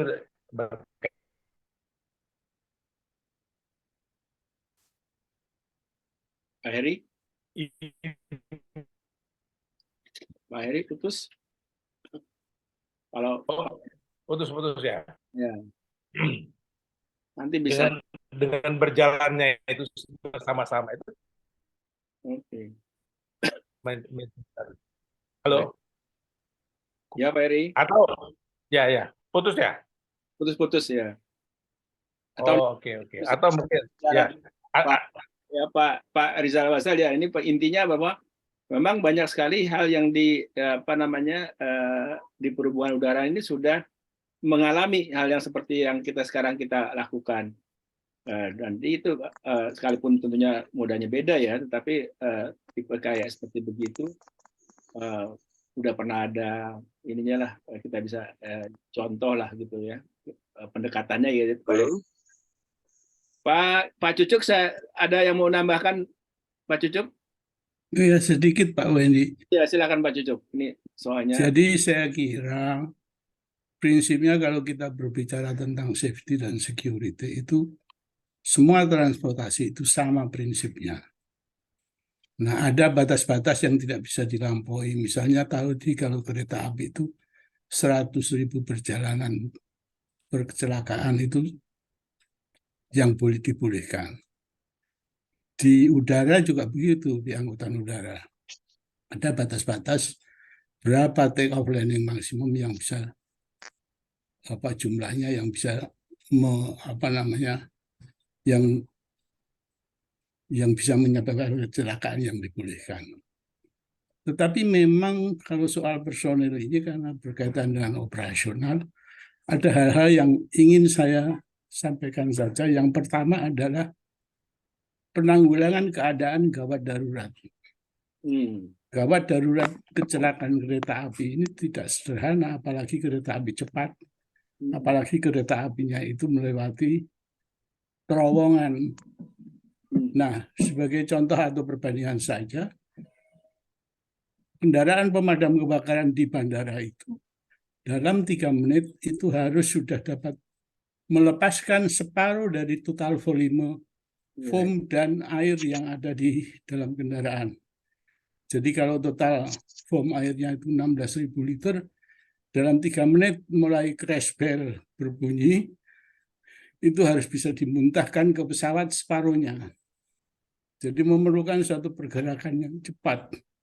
Dan kereta api saya kira memerlukan respon yang cepat juga. Apalagi kontaknya dengan masyarakat, penduduk itu demikian dekat. Itu. Nah, terus kemudian tadi yang terkait dengan jarak itu 50 meter kiri kanan itu harus bebas. Mohon dicatat ini kaitannya dengan apa? Dengan kaitannya dengan kecelakaan, kaitannya dengan noise, atau kaitannya dengan apa begitu. Nah, maksud kami adalah ini kan sudah ada begitu. Wajar sajalah ada kekurangan-kekurangan. Tapi barangkali ini akan bisa, maaf nih, dimengerti masyarakat kalau kita bisa menjelaskannya. Gitu. Jadi apa itu jangan dipatok mati. Apa yang 50 meter jaraknya subuh kereta api, rel kereta api dengan apa itu namanya penduduk. Nah, yang 50 meter saya kira kok itu kaitannya dengan noise barangkali. Ya, bukan karena apa tuh, mungkin kalau terjadi kecelakaan itu akibatnya ada apa, terlempar barang-barang yang membahayakan. Gitu ya. Terus kemudian ada satu catatan kecil saya. Kalau memang digital sudah demikian sibuk, personilnya kurang. Jadi pendidikannya saya sarankan nih, mungkin bisa diterima, diserahkan saja kepada pihak lain. Daripada pekerjaannya nanti numpuk-numpuk, tidak bisa ditangani semuanya. Nanti lain kalilah dalam 2-3 tahun, silahkan ditangani sendiri begitu. Jadi gunakan kekuatan yang ada di luar selain yang ada di dalam begitu. Saya kira itu Pak Wendy. Terima kasih. Moga-moga bermanfaat. Aduh. Gimana Pak Wendy? Ya Pak, mungkin Pak Wendy lagi ada hal. Terima kasih Pak Cucu. Pak Cucu, silakan Pak Cucu. Oke, makasih. Halo, Pak Cucu. Pak Sahar. Halo. Saya dengar. Udah. Ya, itu Pak Wendy sudah balik. Oke. Coba jangan rebutan ya, jangan rebutan, satu-satu. Oke, baik. Makasih Pak Cucu. Makasih. Oke, jadi sebentar ya Pak ya, sebentar. Saya ini semua nanti kebagian semua. Sabar ya, hati-hati. Betul. Saya sarankan ya kalau bisa ini kan ada tulisan nih reaction itu tuh kalau pakai apa tuh namanya raise hand gitu biar bisa lihat itu karena orang 77 nih luar biasa. Tapi anyway saya udah lihat Pak Ripno duluan nih. Pak Ripno silakan Pak. Silakan. Assalamualaikum warahmatullahi wabarakatuh. Waalaikumsalam. Jadi kita itu sejak awal ya Pak, jadi berkaitan dengan transportasi ini makronya sebelum masuk ke moda. Kita belum pernah menentukan modal share, belum pernah. Bagaimana prosedur penyusunan rencana transportasi secara menyeluruh juga belum pernah. Dan kalau ini belum pernah, maka konsekuensinya kita salah dilihat dari yuridis, karena yuridis sudah ada perintah untuk menentukan modal share itu sudah ada. Secara teoritis kita ngelihat di semua perencanaan transportasi pasti sebelum masuk perencanaan moda itu ada perencanaan umum dulu dan itu belum pernah kita lakukan. Mungkin pertanyaannya adalah sampai kapan kita bekerja secara parsial, Pak. Ini saya ibaratkan kondisi kita, ibaratnya sholat, Pak. Imamnya banyak, Pak. Nggak jelas mau kemana. Masing-masing jalan sendiri, kereta api jalan sendiri, jalan tol jalan sendiri, udara jalan sendiri. Bagaimana kita merumuskan kebijakan yang menyatu ini belum pernah diawali, Pak. Dibicarakan aja belum pernah. Padahal itu sudah perintah undang-undang, perintah PP. Nah, apakah kita masih senang kayak gini apa enggak? Monggo Pak, itu aja Pak, makasih. Oke, makasih Pak Ripno. Silakan Pak siapa nih, Pak Dedi? Atau Pak Dedi atau siapa duluan? Silakan. Nggak ada yang mau angkat tangan. Kalau nggak ada yang mau angkat tangan, saya kembalikan dulu ke atau inilah Pak Desmond itu senyum-senyum tadi kita nggak bisa angkat tangan. Ya baik Pak. Terima kasih Pak Wendy.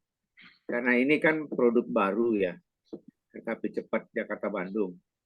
Kemudian dipakai juga di Indonesia, baru juga. Jadi mungkin pertimbangan Pak Dirjen secara sementara ya, mungkin perlu ditentukan waktunya, setahun, 2 tahun, barangkali alih teknologi itu butuh 2 tahun mungkin ya. Apalagi bahasanya juga beda, ya kan? Butuh 2 tahun, tapi nanti melalui dosen trans, kita coba untuk diterimalah saran Pak Dirjen itu, tapi yang ngajukan bukan Pak Dirjen, karena ini tenaga asing ini menjadi sensitif kan, asing-asing dan seterusnya gitu ya. Jadi kita coba jembatani bahwa untuk suatu teknologi yang kita belum punya perlu suatu smoothing gitu ya, penghalusan untuk bisa diterima. Itu satu. Terus yang kedua, Suara dosen trans juga menyampaikan pengalamannya dulu waktu MD11, Pak. Ada baby sickness-nya. Itu kira-kira berapa lama? 6 bulan. Sehingga kita harus sampaikan juga bahwa kita sadarilah suara dosen trans ini mulai berperan surat kepada Pak Menteri atau kemana gitu. Baby sickness itu harus menjadi perhatian bahwa dalam teknologi baru, produk baru, SDM juga nggak siap ya. Jadi senang sekali Pak Dirjen menyampaikan secara terus terang apa yang jadi masalahnya. Terus yang ketiga, di dalam mengantisipasi kekurangan ini kan tentu perlu dana pemerintah ya. Tadi Pak Dirjen sampaikan 68% swasta, 32% pemerintah. Artinya siapkan dana cadangan gitu untuk antisipasi kebutuhan-kebutuhan yang mungkin tidak perlu dibebankan kepada swasta, bebankan kepada pemerintah untuk mengantisipasi kebutuhan kereta api cepat Jakarta-Bandung. Karena ini nggak boleh gagal Pak Dirjen, karena ini sesuatu yang sudah harus on the go gitu ya, sudah harus jalan gitu ya, sudah harus ada perhatian yang harus jalan, dukungan dari kita semua gitu. Terus yang terakhir yang dari Pak Ripno, kita memang perlu itu Pak Ripno, tapi sekarang kan sudah muddling through ya, artinya kita bernapas dalam lumpur. Artinya kita harus melakukan perbaikan-perbaikan ke depan, tapi sambil jalan. Jadi apa yang disampaikan oleh Pak Ripno, modal share, ya, kemudian terintegrasi, terusnya itu memang iya belum Pak kita lakukan. Mungkin dari IKN nanti kita lakukan itu. IKN mungkin bisa, tapi kalau sekarang kayaknya mati dulu deh, karena udah jalannya lebih cepat. Seperti udara tadi tahun 90 udah pengalaman. Nah, mungkin perlu Pak Dirjen Udara, ex-Dirjen lah ya, Pak Eri Bakti, Pak Cucu, bicara 6 mata lah dengan Pak Dirjen. Saya nggak tahu ya Pak Rizal Wasal sambil ngopi gitu gimana pengalaman beliau nih Pak Eri Bakti yang paling tahu nih, paling banyak nih pengalamannya. Ya, offline aja. Ya, oke. Terima kasih Pak Wendy. Assalamualaikum warahmatullahi wabarakatuh. Pak I, silakan Pak. Nanti kita segmen Pak. Silakan Pak I. Baik, terima kasih atas kesempatan yang diberikan kepada saya. Saya salut bahwa kita sudah masuk kepada suatu era baru, yaitu kereta api cepat ya Jakarta-Bandung. Dan saya kira nggak boleh berhenti di Bandung, harus lanjut sampai Jawa Timur, Surabaya, sebab sentra besar di Indonesia kan sebenarnya kan yaitu Jakarta, Bandung, kemudian Semarang, Surabaya. Ya, jadi saya kira ini benar-benar memang harus dilanjut. Sebab kalau tidak dilanjut, saya kira mungkin demand-nya masih akan tetap kecil. Sama seperti di Jepang, pertama sekali mereka membuat kereta api cepat ini kan tahun 67, ya, dari Tokyo ke Osaka. Ya. Tokyo Osaka itu jaraknya sekitar 280 km. Ya.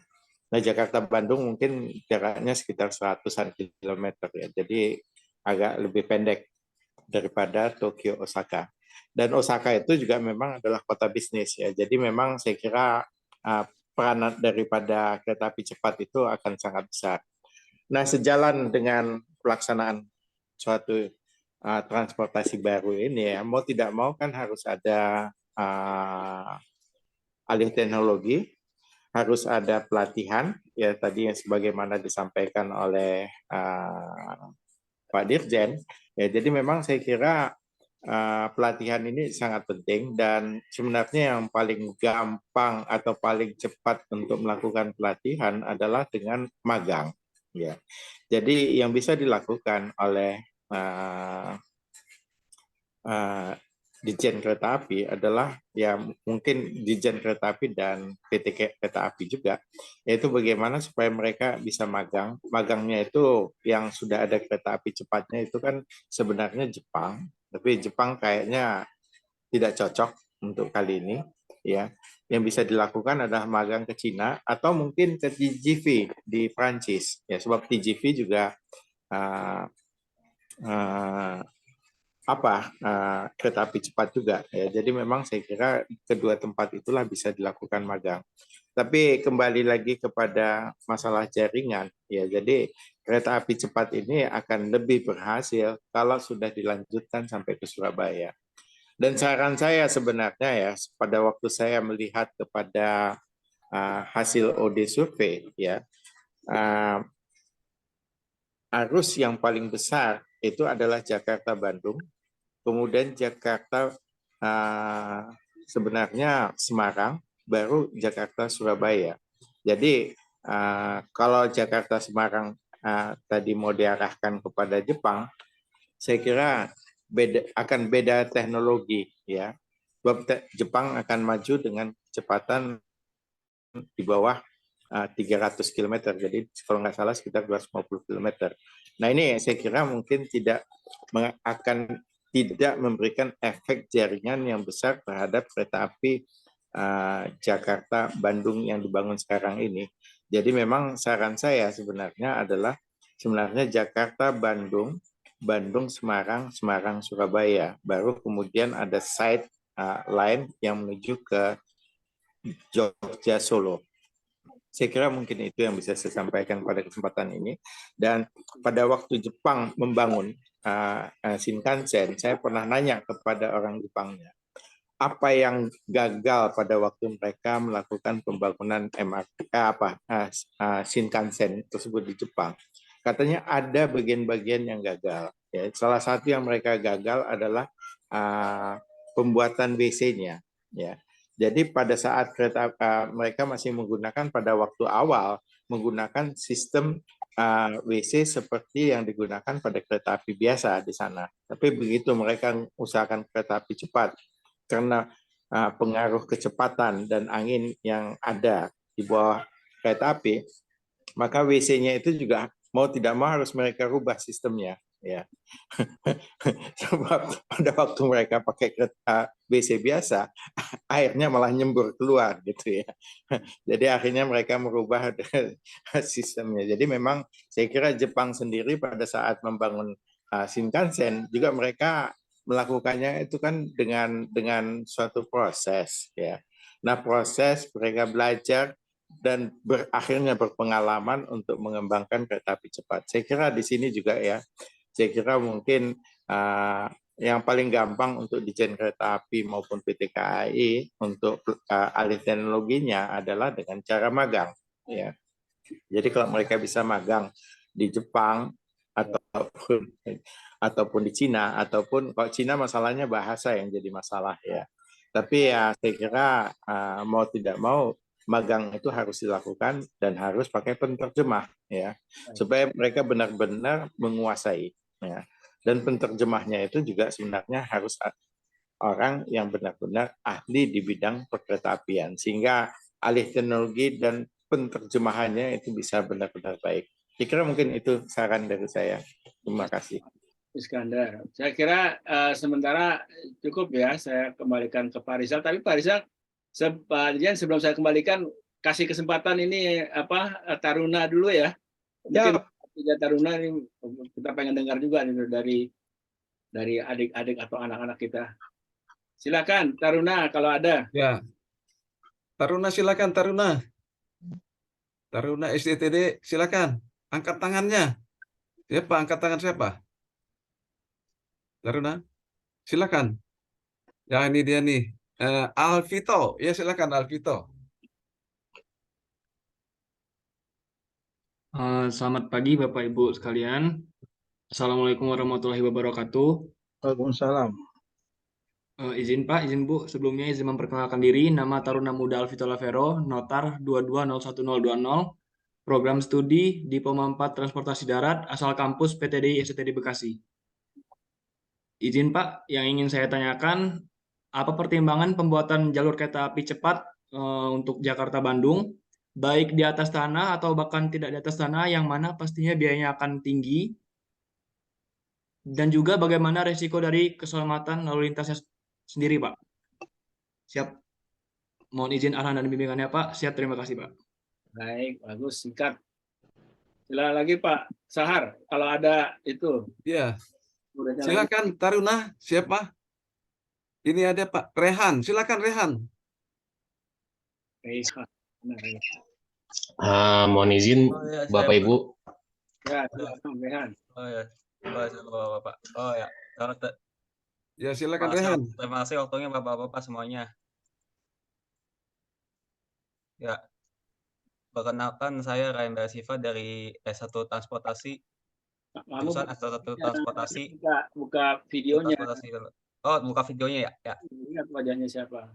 Ya, ini saya. Nah, Oke, betul. Silakan. Ayo Rehan. Itu kan tadi itu saya mau tanya, saya mau bertanya itu tadi kan ada tadi kan dikasih lihat Pak peta rencana kereta cepat dari Bandung ke Surabaya Pak. Ya, lalu? Ya, halo Pak. Ya, lanjut cepat. Jadi yang dikasih lihat sama itu yang itu presentasinya Pak Rizal itu tadi yang saya tanyain Pak, itu bagaimana Pak kalau kereta cepat yang dibangun dari Bandung ke Surabaya itu baik lintas utara maupun lintas selatan, kalau dibangunnya tuh lintas utara sama lintas selatan dua-duanya tuh bukan kereta semi cepat saja gitu Pak. Oh, maksudnya bukan kereta cepat tapi semi cepat aja gitu maksudnya gitu. Iya, bukan cuma kereta semi cepat aja. Jadi yang lintas utara yang kalau dibangun lintas utara selain lintas selatan tadi Pak, bukan yang lintas utara itu bukan kereta semi cepat aja Pak, tapi kereta cepat juga dibangun. Oh, kereta cepat, bukan semi cepat aja, cepat maksudnya. Iya, cepatnya juga aja. Oke. Itu ya Pak, ini dari ITL Trisakti ternyata Pak. Iya. Yang ada dua Rehan, satu dari STTD, satu dari yang terakhir ini dari ITL Trisakti. Mantap. Ya, pertanyaan saya ini udah saya tulis di kolom chat juga Pak. Ya, baik kalau gitu. Rehan, ada lagi? Ada lagi, silakan. Taruna, silakan. Mohon izin Bapak. Ini Rehan. Ya, ini Rehan dari STTD Pak, silakan. Selamat pagi Bapak Ibu, mohon izin memperkenalkan diri. Nama Taruna Muda Rehan Raka Kurniawan, asal kampus PTDI STTD. Izin memberikan pertanyaan, apakah lulusan dari sekolah kedinasan dengan jurusan perkeretaapian seperti STTD maupun Politeknik Perkeretaapian Madiun sudah dipersiapkan untuk menjadi tenaga profesional kereta api cepat seperti kereta api cepat Jakarta-Bandung yang akan segera dioperasikan? Mohon izin arahannya Bapak. Siap, terima kasih Pak. Mantap. Ya, satu lagi boleh, itu Taruna cepat satu lagi kalau. Ya, Taruna, silakan. Satu lagi. Gerson, silakan Gerson. Indra Setiawan. Bapak Ibu menyesuaikan, izin memperkenalkan diri, nama Taruna Muda, Gerson SP Sritonga, dari kelas PTDI 111, asal PTDI STTD. Izin Pak, saya izin bertanya, seberapa besar pengaruh proyek KJB ini dilihat dari urgensi dan kebutuhannya. Nah, dengan adanya kereta dan juga dengan adanya kereta api cepat ini, apakah kereta api Argo Parahyangan yang sekarang beroperasi akan terganggu? Atau sebaliknya, orang yang naik KJB ini hanya ingin mencoba, Pak? Siap, terima kasih, Pak. Mantap. Oke deh, boleh. Tapi pertanyaannya itu ya, memang lagi muncul juga ya Pak Dijen ya. Simpel-simpel aja pertanyaannya ini mengena gitu. Silakan Pak, yang udah pengalaman dengan baby fitness MD11. Siap. Baik Bapak, Bapak sekalian, Pak Bakti, Pak Cucu, Pak Ripno, Pak Dirkom, Pak Iskandar, dari teman Taruna, pertanyaannya luar biasa Pak. Terima kasih juga masukannya. Pertama Pak Bakti, memang tadi ya ini akan kami coba Pak, bagaimana SDM kami kalau bisa ada perbantuan dari industri kereta api ataupun kereta cepat untuk bisa menjadi tenaga perbantuan di Dirjen Perkeretaapian Pak gitu loh. Namun Pak Bakti yang perlu regulasi kita adalah bahwa kalau infrastruktur itu adalah milik pemerintah, dan pengaturan kereta api adalah dilakukan oleh pemerintah. Jadi kereta api dilakukan berjalan dengan GAPK. GAPK ikut disusun oleh pemerintah. Walaupun saat ini operator menyusun dan kita mengesahkan apa yang disusun mereka setelah kita diskusi bersama untung baiknya GAPK terbaru ini. Pak Ibu sekalian, saat ini kita sedang menggunakan GAPK terbaru GAPK 2023. Ada perubahan signifikan dari GAPK 2003 ini adalah terkait dengan kecepatan kereta api sebenarnya Pak. Ini nanti juga terkait dengan Petan Taruna, terkait kereta semi cepat.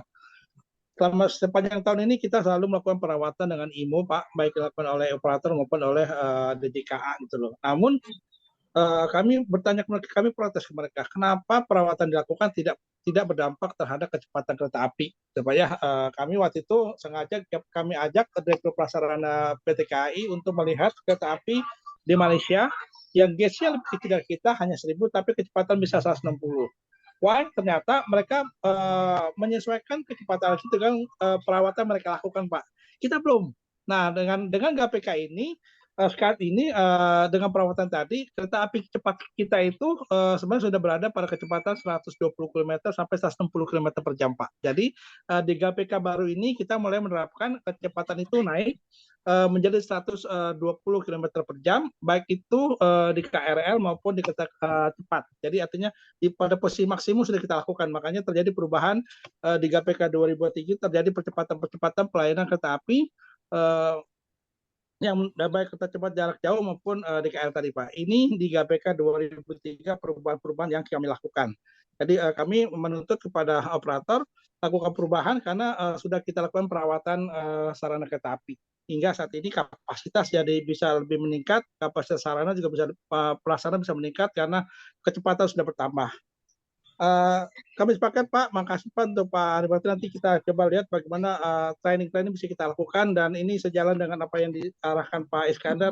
Kami mencoba melihat magang Pak, benar Pak, kalau ke Cina Pak, jujur Bapak Ibu sekalian, tadi kami lakukan kita belum masuk ke dalam teknologi mereka secara tanda kutip Pak, kita belum ada ke Cina.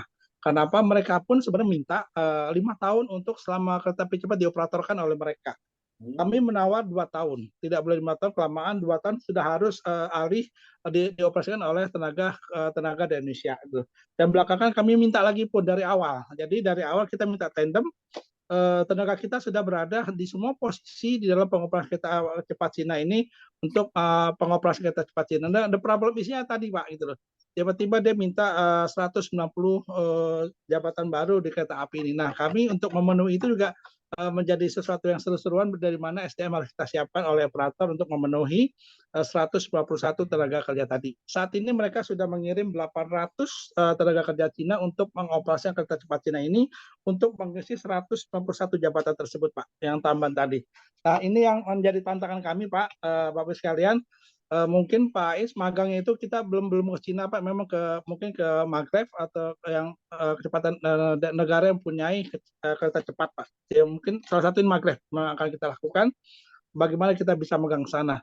Kemarin juga kami sudah mencoba mengirim teman-teman untuk melakukan pelatihan itu, tapi kembali Pak gitu loh.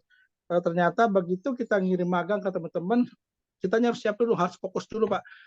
Bagian apa yang kita kirim ke teman-teman tersebut. Nah, kemarin buntel kadut Pak, mohon maaf bahasanya, artinya pokoknya datang lihat bagaimana kereta cepat itu operasionalkan.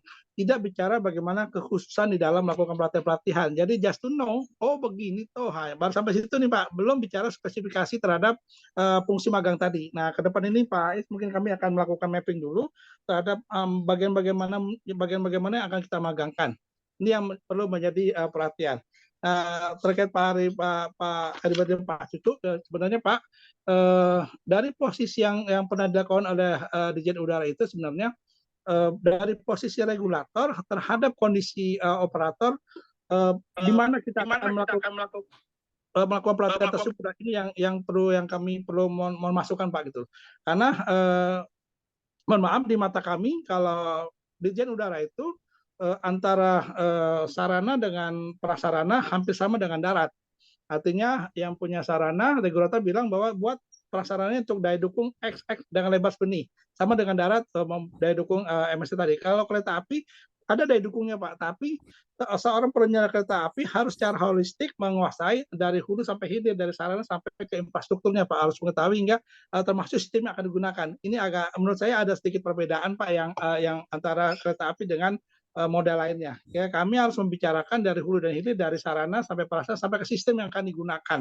Ini akan berdampak Pak. Contoh sekarang Go A3 yang kita lakukan akan kita resmikan ini, dia Go A3, dia driverless ATO. Di dalam itu termasuk ada ATP-nya, ada ATS-nya, ada ATO-nya, ada SCADA-nya Pak. Itu ada keilmuan masing-masing di dalamnya ini Pak, posisinya nih. Jadi pada saat kami merencanakan, saat melakukan pengujian, pengawasan, kami harus paham semua apa yang dibangun tersebut Pak. Ini yang membuat kami harus berpikir cepat bagaimana memenuhi kebutuhan kompetensi SDM kami gitu loh. Kalaupun harus dimagangkan Pak, tadi pertanyaan kami itu, apakah kami harus memagangkan spesifikasi? Kamu magang yang khusus tentang ATP, kamu khusus ATS, kamu khusus ATO, atau seperti apa? Ini yang mapping ini yang sedang kami siapkan, bagaimana yang terbagus di dalam efisiensi kawan-kawan, efektivitas di dalam menerima pelajaran atau alih teknologi terhadap teknologi baru yang masuk ke Indonesia Pak. Ini ya Pak yang sedang kami siapkan tadi Pak yang perlu kami masukkan, apakah spesialisasi itu terus kami lakukan ke depannya di dalam perubahan teknologi yang luar biasa di Indonesia ini. Jadi itu Pak posisinya, dan sepakat Pak, nanti kita akan coba juga melalui, selain itu kita akan magang dengan, kalau kami harapkan bisa dengan spesifikasi yang dilakukan masing-masing teman-teman yang akan kita magangkan. Saat ini Pak Iskandar, yang kami lakukan adalah kami sudah berkoordinasi dengan BPSDM, teman-teman di Dirjen Perkeretapian yang sedang mengambil S2, baik itu di Korea, di Inggris maupun di Prancis Pak, kami minta sebelum mereka kembali ke negara, ke Indonesia, sebelum ujian mereka magang dulu di operator sana Pak. Dan ini kemarin kita sudah sepakat setuju Pak. Jadi teman-teman saat ini ada 15 orang sedang S2, salah 1-2 orang di antara bisa ngambil juga untuk magang di perkeretapian yang ada di Prancis, yang saat ini sedang kuliah S2 di sana Pak. Terus tentang dari Pak Cuci ya Pak, kami bicara bagian C4 tadi. Nah, tanggap darurat ini yang menjadi masalah kami Mbak gitu loh. Kami belum SOP-nya ada, tapi kami belum melakukan pengecekan terhadap persiapan mereka untuk posisi tanggap darurat Pak. Ini yang memang kami perlu memanggil operator tadi bagaimana kondisi tanggap darurat, penanganan tanggap darurat untuk kereta api cepat ini Pak. Memang dampaknya luar biasa kalau terjadi suatu musibah, apalagi kalau itu dalam terowongan. Ini menjadi permasalahan Pak. Ini sesungguhnya Pak terjadi juga di MRT Jakarta ini terowongan. Tiba-tiba dia mogok Pak, mogok, blackout, listriknya berhenti, gelap di dalam terowongan. Benar-benar gelap, nggak ada lampu karena blackout. Ini yang menjadi pertanyaan kita sebenarnya. Dulu adalah kalau MRT Jakarta itu sebenarnya dia harus ada baterai. Pada saat terjadi blackout, maka kereta itu harus bisa berhenti sampai stasiun terdekat gitu loh. Dan ternyata kemarin begitu blackout kereta berhenti di titik dan penumpang turun di tempat gelap. Hal yang sama juga nanti akan kereta cepat ini bagaimana kondisi operator, kesiapan operator dalam kondisi tanggap darurat kereta cepat ini Pak. Terima kasih Pak, nanti kami akan uji lagi bagaimana kesiapan tanggap darurat untuk kawan-kawan operator. Nah, terhadap 50 meter ini Pak, iya benar tadi kami sudah akhirnya kami melakukan mengadjust permasalahan apa sih gitu loh. Kalau di bawah kereta api cepat ada pom bensin, apa sih yang mungkin terjadi, terbakar atau apa ini Pak, terhadap gerakannya kah, terhadap anginnya, terhadap itu sudah kita pelajari dan sudah kita lakukan penanganan Pak untuk yang kereta untuk di bawahnya ada pom bensin atau rumah yang dekat. Makanya sekarang ini Pak sedang stop TC-nya, tes komisioner mereka, karena mereka sedang melengkapi pemasangan sound barrier Pak sepanjang jalur kereta api tersebut yang supaya tinggal masuk. The problem is berikutnya adalah ternyata layangan Pak gitu loh. Ternyata di beberapa daerah layangan nyangkut ke LAA-nya kereta api cepat ini juga menjadi tantangan sendiri lagi bagaimana masalah safety di kereta cepat Jakarta Bandung ini. Bagi itu untuk pendidikan ya Pak, kami akan kerjasama dengan pihak ketiga. Untuk Pak Arifno Pak, tadi kami hanya baru target bagaimana sharing peranan kereta api yang belum tercapai, baru 1,1 untuk barang, baru berapa persen untuk penumpang. Ini menjadi tantangan kami tersendiri Pak, bagaimana supaya model share itu bisa berjalan. Nanti kita lihat dengan adanya LRT Jabodebek, dengan berfungsinya nanti tambahan LRT Jabodebek, berapa persen sharing bisa dilakukan untuk wilayah Jabodebek, belum masuk wilayah lainnya. Untuk Pak Desmond, ya Pak, nanti apa yang menjadi pengalaman Bapak, kami juga minta tolong pendalaman pada posisinya supaya DJK bisa lebih siap untuk melakukan alih teknologi dan menyiapkan SDM kami.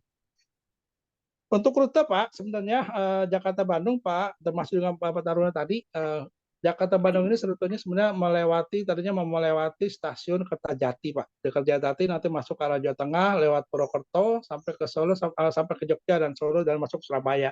Artinya memang dia berupaya ke jalur selatan. Dan saat ini kami sedang studi JK untuk jalur utaranya dengan semi cepat tadi. Tadi adik-adik ternyata kenapa nggak kereta cepat? Ya tadi. Sementara di jalur Ramacun kita sedang meningkatkan juga kecepatannya. Pertanyaannya sebenarnya apakah semi cepat pos kita butuhkan atau tidak, itu seharusnya kita ke sana. Kami sedang kaji Pak. Ya, pada saat kami ada semi cepat, ada kereta yang biasa, namun kecepatan pun sudah sampai 160 untuk jarak jauh ini yang kita punya ini. Semi cepatnya 160 juga, jadi sama. Nah, ini kita sedang, apakah kita naikkan kereta api cepat juga untuk yang lintas utara atau how? Ini kami sedang kaji, nanti juga mau masukkan ke Bapak Ibu sekalian untuk semi cepat yang sedang dikaji oleh pihak JICA untuk lintas utara. Itu Bapak terhadap tadi Bersin-Kasen kecelakaan, nanti kami tanya juga bagaimana kondisi kereta api cepat Cina ini, permasalahan-permasalahan ada yang kita lakukan. Saat ini kita sedang TC Pak, dan mereka juga selalu menggerakkan kereta ujinya untuk memastikan kondisi kesiapan prasarana sebelum dilakukan jalan kereta cepat. Untuk Taruna ya Pak, pertimbangan kereta api cepat tadi ya, sebenarnya gini, Pak Presiden sudah menyatakan bahwa kita sudah terlalu terlambat di dalam penempatan kereta api massal, angkutan umum massal. Beliau sudah memerintahkan ke Kementerian Perhubungan untuk awal-awal sekarang untuk mengawali dengan bagaimana kereta api bisa masuk lebih awal di dalam suatu perencanaan wilayah perkotaan Pak. Ini makanya kita sedang mulai memperbaiki bagaimana melihat peranan bisa kereta api kita bangun untuk mengawali suatu kota atau memperbaiki standar transportasi perkotaan dengan menggunakan kereta api massal. Kami sedang kaji LRT mana yang pas pada suatu wilayah, MRT ataupun jenis-jenis apa sedang kami pelajari Pak. Yang sedang berjalan untuk wilayah Bali sudah kita siapkan, Manado, Batam, Bandung, Semarang kita sedang dan Surabaya sedang kita kaji. Modal transportasi apa yang paling mumpuni supaya massal Pak, yang sebagaimana Presiden kalau harus menggunakan kereta api Pak. Ini banyak sekali yang sedang kita siapkan untuk kereta apian yang menjadi pertimbangan kereta api tadi. Kenapa kereta api cepat? Karena kita membutuhkan kecepatan dan pertumbuhan ekonomi, dan Presiden menganggap sudah saatnya Indonesia memiliki kereta api cepat untuk Jakarta dan Surabaya. Selanjutnya lintas utara tadi ya, kita sedang kaji untuk dari Rehan dari Trisakti, untuk Taruna dan Rehan STTD. Nah, ini yang bisa menjawab Pak Sahari dari BPSDM. Sementara maka kami pun ingin berharap seperti ini Pak. Jadi kawan-kawan yang dari keluaran dari Madiun maupun STTD di bidang perkeretaapian harusnya juga sudah dilengkapi dengan sertifikasi. Mereka minimal bisa sudah memiliki sertifikasi seorang penguji. Nah, pengujinya tadi minta Pak Dirjen, Pak Wendy, Pak Armanto dan lain-lain sini, apakah kawan-kawan ini perlu kita keluarkan penguji dengan spesifikasi atau hanya pokoknya penguji sarana, penguji prasarana, sarana bergerak dengan bergerak sendiri atau sarana yang ditarik ini, apakah kami perlu membuat spesifikasi tersendiri atau seperti sekarang ini Pak. Jadi itu yang sedang kami kaji Pak, karena kami benar-benar membutuhkan SDM yang profesional Pak, memiliki kompetensi sebagaimana perkembangan teknologi kereta api yang ada kita saat ini. Itu Pak, terhadap kereta cepat, terhadap perbandingan Argo Parayangan, ya ini menjadi seru-seru sendiri. Karena apa? Kereta api cepat itu hitungan demandnya itu melihat demandnya Argo Parayangan. Argo Parayangan ini saat ini demandnya per hari 9.000, sekitar 12 sampai 14.000 untuk pada hari weekend. Nah, mereka menghitung demandnya di Argo Parayangan. Ini yang menjadi tantangan sendiri. Kereta cepat Bandung itu demandnya dihitung untuk fare-nya itu sebesar 31.000 untuk penumpang hariannya. Nah, ini tantangan sendiri bagaimana mencapai 31.000 penumpang harian dari kereta api cepat ini. Sementara Argo Parayangan tetap berjalan karena beda jalur, walaupun searah tapi beda jalur. Argo itu melayani kawasan-kawasan tertentu termasuk kawasan ekonomi dan kawasan industri seperti di Pleret. Jadi memang tujuan beda, sementara kereta cepat memberi waktu untuk lebih kepada kebutuhan masyarakat yang memiliki kecepatan dalam melakukan perjalanan, terutama yang bisnis-bisnis, Pak. Argo pelayanan kami akan arahkan menjadi argo wisata yang nantinya kami bisa harapkan menggunakan KA panoramik, hingga memang masyarakat yang menggunakan argo pelayanan itu bisa lebih menikmati pemandangan atau wisata di jalur Jakarta-Bandung. Sementara itu Bapak yang bisa kami sampaikan terkait beberapa pertanyaan dari teman-teman. Kami kembalikan Bapak. Terima kasih Pak Dirjen. Artinya nggak ada ya isu sementara ini, isu yang dikhawatirkan itu bahwa nanti Argo Parahyangan bakal ditutup, nggak ada ya? Nggak ada Pak, nggak ada. Ya, okay. Tidak ada Pak. Itu tetap berjalan dua-duanya. Sementara kita pegang itu, jadi nggak ada lagi diskusi bakal mati, bakal itu nggak ya. Pak Edi Nur Salam, masih ada kesempatan ya Pak Dirjen? Nggak ada Pak. Salam masih ini ingin. Silakan Pak. Pak Edi Nur Salam. Baik, terima kasih Pak Wendy. Mengizin Pak Dirjen, luar biasa. Siap, Pak Dirjen langsung turun gunung. Ini nggak pernah terjadi di Suara Dosen. Iya. Maksimal eselon 3 yang dikirim oleh Direktorat Jenderal ya biasanya. Ini langsung Pak Dirjen. Penjelasan beliau sangat lugas, kira ada lengkap. Saya nggak ingin menambahkan dan juga nggak ingin bertanya, saya cuma komen saja. Yang pertama masalah teknologi, termasuk juga di dalamnya keselamatan, termasuk juga tanggap darurat dan lain sebagainya. Terus terang, sebagai mantan direktur keselamatan, kalau saya mempercayakan pada mereka. Jadi kita nggak usah ragukan lagi. Jadi semua teknologi itu sudah mereka siapkan dan mereka terapkan. Tugas kita tinggal menceklis. Requirement-nya apa? Ini sudah kamu penuhi, sudah. Ini sudah. Tinggal checklist, kalau sudah jalan. Kalau belum, Anda harus penuhi dulu. Mungkin ini sangat sederhana. Saya tadi analogkan dengan misalnya kita kedatangan pesawat tercanggih lah di dunia. Atau terbesar juga lah ya. Kita tinggal tanyakan, nanti waktu mendarat, kamu butuh apa? Bandara kami cukup nggak? Nah, kita tinggal cek, oh Pak, ini kurang lebar, ini kurang panjang. Oh nanti lingkungannya sekian meter kiri kanan harus dibebaskan. Kalau requirement itu sudah dipenuhi, ya silakan mendarat. Gitu. Kita juga nggak perlu tanyakan gimana cara mereka berangkat dari bandara asalnya ke ini selama di jalan juga nggak perlu. Ini yang terjadi di kereta cepat. Ini teknologi yang sudah mereka terapkan di Cina sana dan mereka copy, mereka terapkan di Indonesia, mereka rencanakan. Termasuk tadi yang diragukan mungkin oleh Pak Dirjen masalah 50 meter kiri kanan itu yang menetapkan terasi kan kita ya, tapi yang mengusulkan mereka. Jadi mereka sudah survei terasi bahwa mereka sudah tahu bahwa itu ada pom bensin, ada perumahan, mereka sudah tahu. Saya kira mereka sudah penuhi semua. Namun seandainya nanti Pak ini kurang jauh, berarti Anda harus pasang proteksi. Mungkin itu saja. Tapi waktu itu kita nggak temukan, mereka nggak ada keluhan masalah 50 meter waktu saya jadi Dirkes waktu itu ya. Dan terus terang saya memang juga saya sudah kunjungi semua terowongan, saya sudah masuki, termasuk tadi tempat keluar tanggap daruratnya saya juga sudah lihat, termasuk semua stasiun saya juga sudah kunjungi waktu itu. Jadi alhamdulillah saya terus terang mempercayakan, termasuk SDM. SDM pun kamu butuh SDM apa untuk mengoperasikan ini? Mereka udah buat checklist, Pak, kami butuh ini. Mana yang disertifikasi ini? Ya, tolong jadwalkan jalur sertifikasi dan kapan Anda siap. Dan sebagian kita udah sertifikasi, kemudian ya silakan nanti kalau mereka siap kita sertifikasi. Tapi dengan syarat semua SDM yang akan nanti digunakan oleh mereka itu harus tersertifikasi kita. Kalau enggak, Anda nggak boleh jalan. Jadi kita mungkin hanya menerapkan apa yang mereka butuh terapkan. Jadi kita tinggal memastikan. Oke. Terus terang memang ini teknologi baru, banyak sekali pertanyaan dari masyarakat, banyak keraguan, ada juga sinisme mungkin ya. Ini memang tidak apa-apa. Tapi semua sudah dijawab oleh Pak Dirjen, tapi pelan-pelan. Masyarakat kita mudah-mudahan memahami. Jadi kalau masalah teknologi dan keselamatan saya terus terang tidak meragukan. Kita tinggal menceklis apa yang mereka persyaratkan dan apakah persyaratan itu sudah mereka terapkan. Kalau belum, ya jangan beroperasi.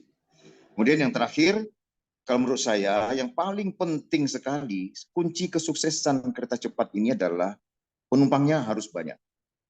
Ya, saya sering sampaikan di suara dosen bahwa bukan suara dosen, di WA grup dosen, bahwa penumpang ya sesuai dengan teori tarif kita, minimal penumpang itu load faktornya minimal 70%, baru dia untung. Nah, sekarang bagaimana pemerintah, ya, dalam hal ini Kementerian Perhubungan, pemerintah daerah, termasuk juga institusi lain, mendukung agar penumpangnya menjadi ramai sehingga load factor minimal 70% itu terpenuhi. Kalau itu sudah terpenuhi, kereta ini sukses. Kalau hal teknis, kalau saya pastikan jangan ragukan. Mudah-mudahan kita juga nggak perlu ahli-ahli banget ya di Direktorat Jenderal Perkeretaapian untuk mengecek, memastikan checklist itu. Anda sudah punya ini, sudah punya ini. Saya kira bukan hal yang sulit, terlalu sulit. Kemudian masa alih teknologi, kita juga sudah jadwalkan waktu itu kemana alih teknologi. Jadi kalau nggak salah 4 tahun. Jadi mereka sudah punya jadwal, Pak. Tahun pertama ini, tahun kedua tenaga kita udah boleh masuk. Tahun pertama udah boleh masuk. Tahun kedua sekian persen, tahun ketiga sampai tahun keberapa 4 atau 5 gitu, itu udah sebagian besar itu udah orang Indonesia mengoperasikan kereta cepat. Mereka udah punya jadwal. Tinggal kita mengontrol jadwal itu, mereka harus konsisten.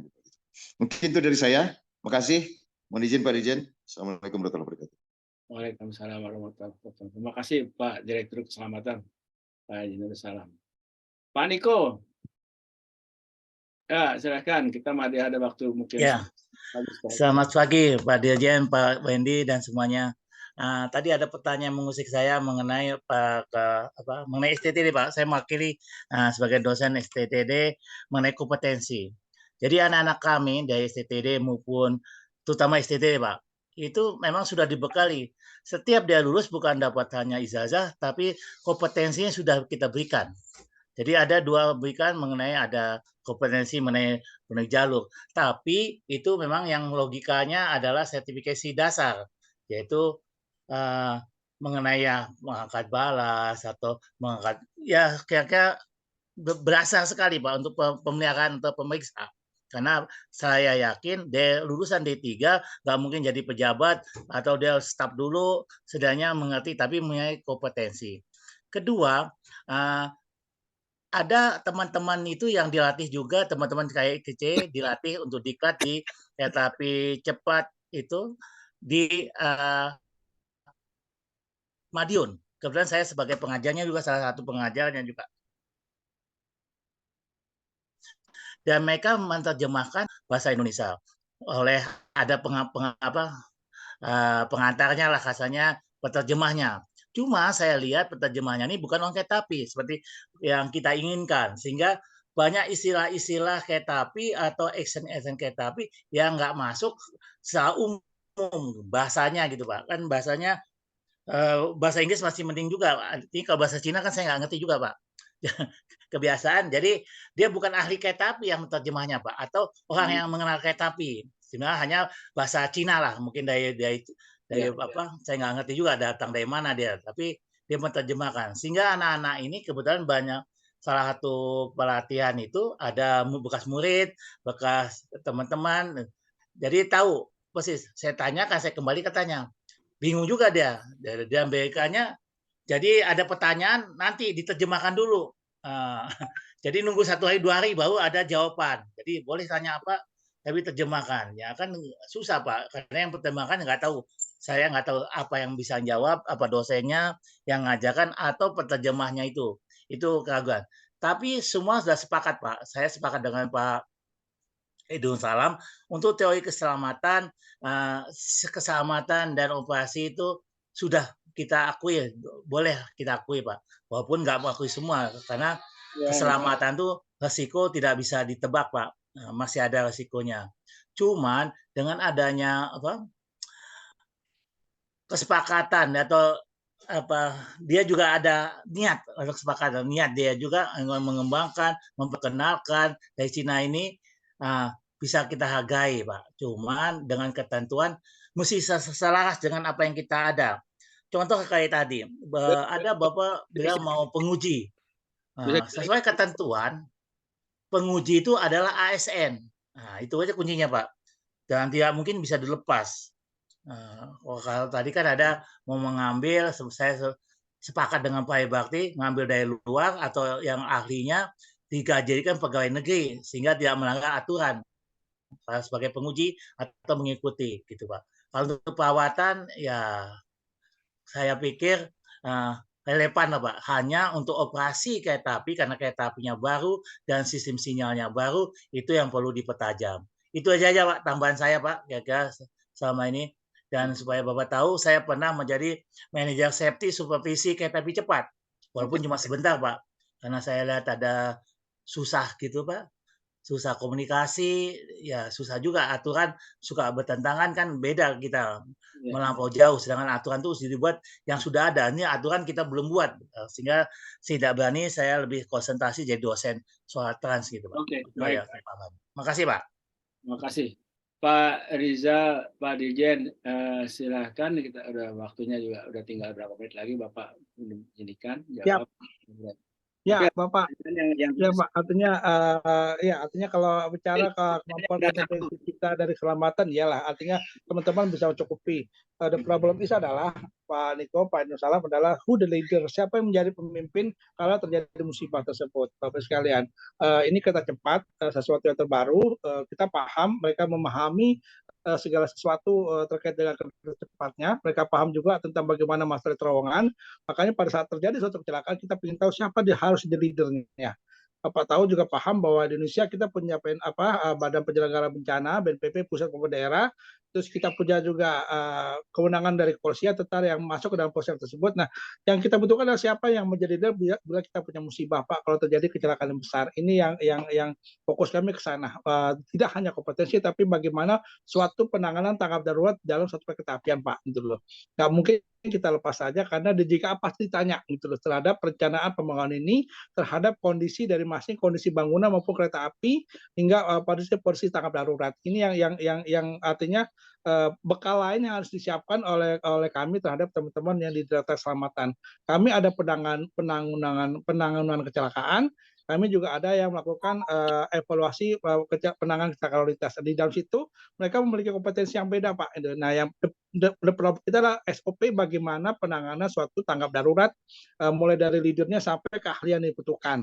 Kita punya alat juga, Pak. Kami bagaimana suatu penanganan kecelakaan alat lalu lintas, kecelakaan kereta api. Tapi sampai saat ini, Pak, secara jujur itu memang alhamdulillah tidak pernah dimanfaatkan. Artinya karena memang kita melihat kecelakaan itu tidak terjadi. Nah, ini yang kita lakukan, Pak, tetap bagaimana meningkatkan kompetensi keahlian teman-teman supaya selalu siap dalam kondisi tanggap darurat sebagaimana yang dilakukan oleh kawan-kawan di Branwir. Sebenarnya, Pak, terlepas dari itu, kawan-kawan tanggap darurat di JKA yang ada di balai-balai itu bisa dimanfaat juga untuk kecelakaan darat lainnya karena semua alat yang digunakan itu bisa dimanfaatkan untuk kepentingan penanganan kecelakaan lainnya seperti alat untuk membuka, mengangkat dan lain-lain.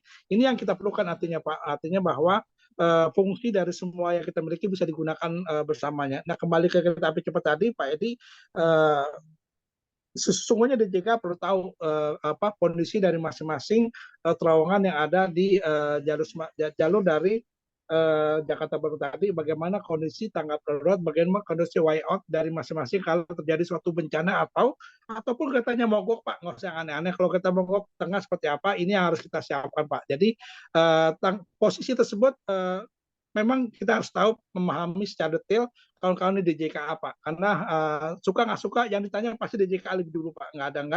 Dan nggak bisa kita ngawap itu yang menguasai ada pihak operator nggak bisa. Pasti kami harus menjawab bagaimana melakukan tanggap darurat pada kondisi bencana di dalam terowongan, di kondisi elevated, di dalam underground.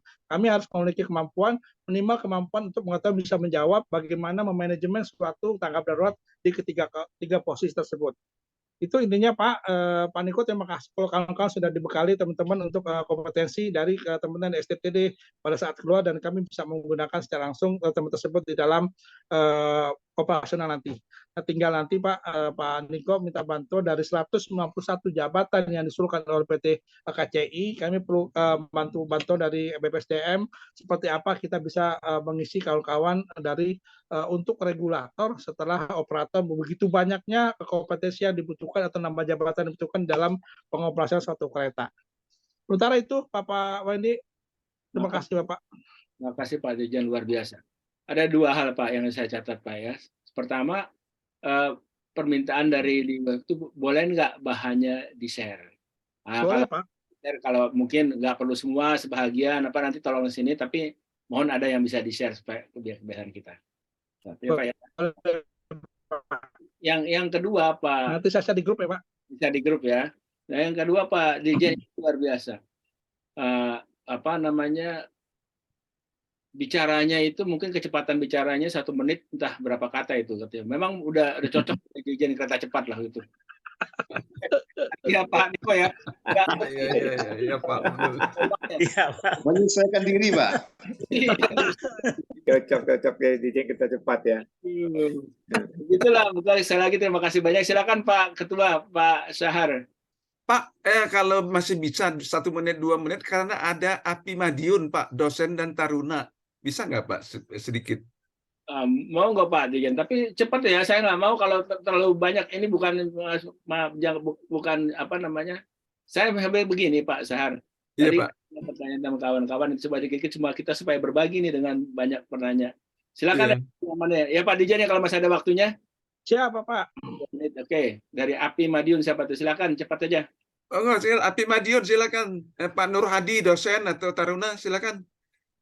Iya Pak, terima kasih Pak Syahar, Pak Windy. Mohon izin Pak Dirjen. Tidak ada pertanyaan Pak, hanya informasi apa yang disampaikan Pak Dirjen tadi Pak terkait kereta cepat. Untuk diklatnya memang kami mendapat referensi arahan dari DJKA Pak yang dilaksanakan di Politeknik Perkeretapian Politeknik Perkeretapian Indonesia Madiun. Memang ada beberapa kendala Pak, pengajarnya juga ada hadir di sini ya Pak ya, di Pak Prayudi, Pak Niko dan Bapak yang lain. Contoh misalkan modul Pak, saat itu modul dalam bentuk bahasa Cina, itu pun kami mendapat tugas untuk diterjemahkan pun akhirnya batal juga. Jadi pelaksanaannya Pak, batch pertama itu ada 4 diklat, dari mulai ASP, awak Pak ya, sampai ke emergensi. Pengajarnya dominan dari Cina, baik secara fisik datang juga melalui online. Pendampingnya dari penerjemah dari Indonesia juga Cina Pak. Nah, tapi di sini kami dari PPI Madiun ada dosen yang kami tanamkan sebagai peserta Pak, yang nantinya akan ikut uji kompetensi dari manufaktur dari Cinanya yang nantinya akan menjadi pengajar untuk di batch-batch berikutnya. Nah saat ini pun ada 2 hal juga informasi Pak terkait dengan passenger service di stasiun maupun di jalur. Saat ini pun sudah mau selesai, mau dilakukan praktek, ada kendala juga Pak. Ya mohon izin Pak Dirjen, seharusnya ini untuk pelayanan pelaksanaan sudah mulai praktek. Terkait stasiun belum ada yang menjadi tempat praktek Pak untuk teman-teman yang sedang diklat. Nah mudah-mudahan akhir bulan ini sudah ada informasi pasti akan dilatih di mana karena teori sudah mau habis. Dan ini informasi Pak secara besar bahwa untuk nantinya kru-kru atau tenaga-tenaga yang akan menjadi operator sudah dididik di PPI Madiun, tinggal untuk session prakteknya Pak, termasuk 2 diklat pelayanan tadi yang dilaksanakan di Bandung. Untuk tinggal prakteknya juga insya Allah awal Juli sudah dilakukan untuk prakteknya. Demikian Pak informasi dari kami dari PPI Madiun. Terima kasih. Kami kembalikan ke Bapak Ketua. Terima kasih Pak. Gimana Pak Syahar? Ya sudah Pak, mungkin nggak sekedar informasi jadi nggak perlu direspon oleh Pak Dirjen. Silakan Pak. Artinya begitu Pak Niko ngomong tadi pun saya langsung terbenak, saya akan mengundang STT sama Madiun Pak minggu ini untuk memastikan apa saja yang sudah dilakukan, apa kendalanya, nanti supaya kita percepatan karena tanggal 18 Agustus itu nggak lama Pak. Yang kedua saat ini sedang tes commissioning, posisinya di mana saja mereka baru pada fokus pada sarana kereta api dan sampai pencapaian kecepatan di 350 km per jam. Tapi belum melihat bagaimana sisi pelayanan Pak. Jadi mungkin minggu ini kami akan mengundang Madiun Pak, Api Madiun untuk memastikan apa yang sudah dilakukan supaya kita lihat persiapan nanti pada saat kami melakukan uji dan safety assessment sudah clear terhadap rencana pengoperasian kereta api Jakarta Bandung. Terima kasih Pak Nur Hadi untuk masukannya. Ya. Monggo Pak Wendy kita tutup ya Pak. Silakan Pak. Luar biasa. Terima kasih banyak. Sebentar tambahan Pak Syahar, boleh? untuk tambahan Ya, terima kasih banyak tambahan Pak informasi Dirjen. Pak Kita tutup Dirjen. ya Pak Niko ya Pak. Ya. Udah waktunya udah habis. Oh ya udah, oke dah. Oke. Saya Ya oke. Luar biasa diskusi kita hari ini. Terima kasih banyak untuk Pak Dirjen yang sudah menyediakan waktu untuk acara ini. Kita berharap ini dengan informasi yang cukup banyak ini dan respon yang bagus-bagus dari Bapak dan Taruna juga, dari Madiun juga akan bermanfaat dan bisa ditindaklanjuti. Demikian, wassalamualaikum warahmatullahi wabarakatuh. Waalaikumsalam warahmatullahi wabarakatuh. Terima kasih Bapak semuanya atas masukan sarannya. Mohon maaf jika ada kata-kata. Ya Pak. Nggak difoto. Iya foto Pak. Ada foto session ini Pak Wendy Pak. Bukan foto session. Iya Pak, foto. Pak Sahar, Pak Ya. Sahar. Kalau bisa tuh Pak Dirjen ajak minum kopi besok pagi-pagi. Oh iya, Pak, besok pagi Pak. Tapi nggak ada waktu kali. Iya, Jam besok 7 pagi. kan pagi-pagi minum kopi Pak Dirjen. Iya, besok pagi Pak, jam 7 Pak. Siap, insya Allah Pak. Kalau nggak ada telepon, saya berangkat. Kopi Binder. Tadi mungkin belum disampaikan oleh Pak Dirjen, kita tuh sudah punya peraturan menteri mengenai kereta cepat. PM7 tahun 2022. Jadi kita udah punya aturan main, Pak. Ya. Dirjen, kita nih suara dosentan nih dari waktu-waktu secara berkala nih nggak tahu 12 kali apa gitu ada apa kopi darat. Iya. Pak Dedi ini, Pak Dedi Darmawan. Jadi Iya. kereta cepat ini kan masih belum tuntas nih. Jadi kalau kita nanti suatu ketika diundang atau mengundang ya Pak Dedi, Pak, kita akan bicara lebih dari heart to heart. Siap. Besok pagi Pak. Tadi barusan Kapten Bebu udah ngecek. Oke, besok pagi jam 7. Ya. Besok pagi nggak bisa saya. Iya. Pak Dirjen, Pak Iskandar, Sugiyadi, semua Pak. Besok pagi. Pak Dirjen, ini masalahnya kan banyak banget ya. Ini udah selesai diskusinya sih. Cuma ini aja. Masalahnya kan banyak. Supaya ini apa program yang ada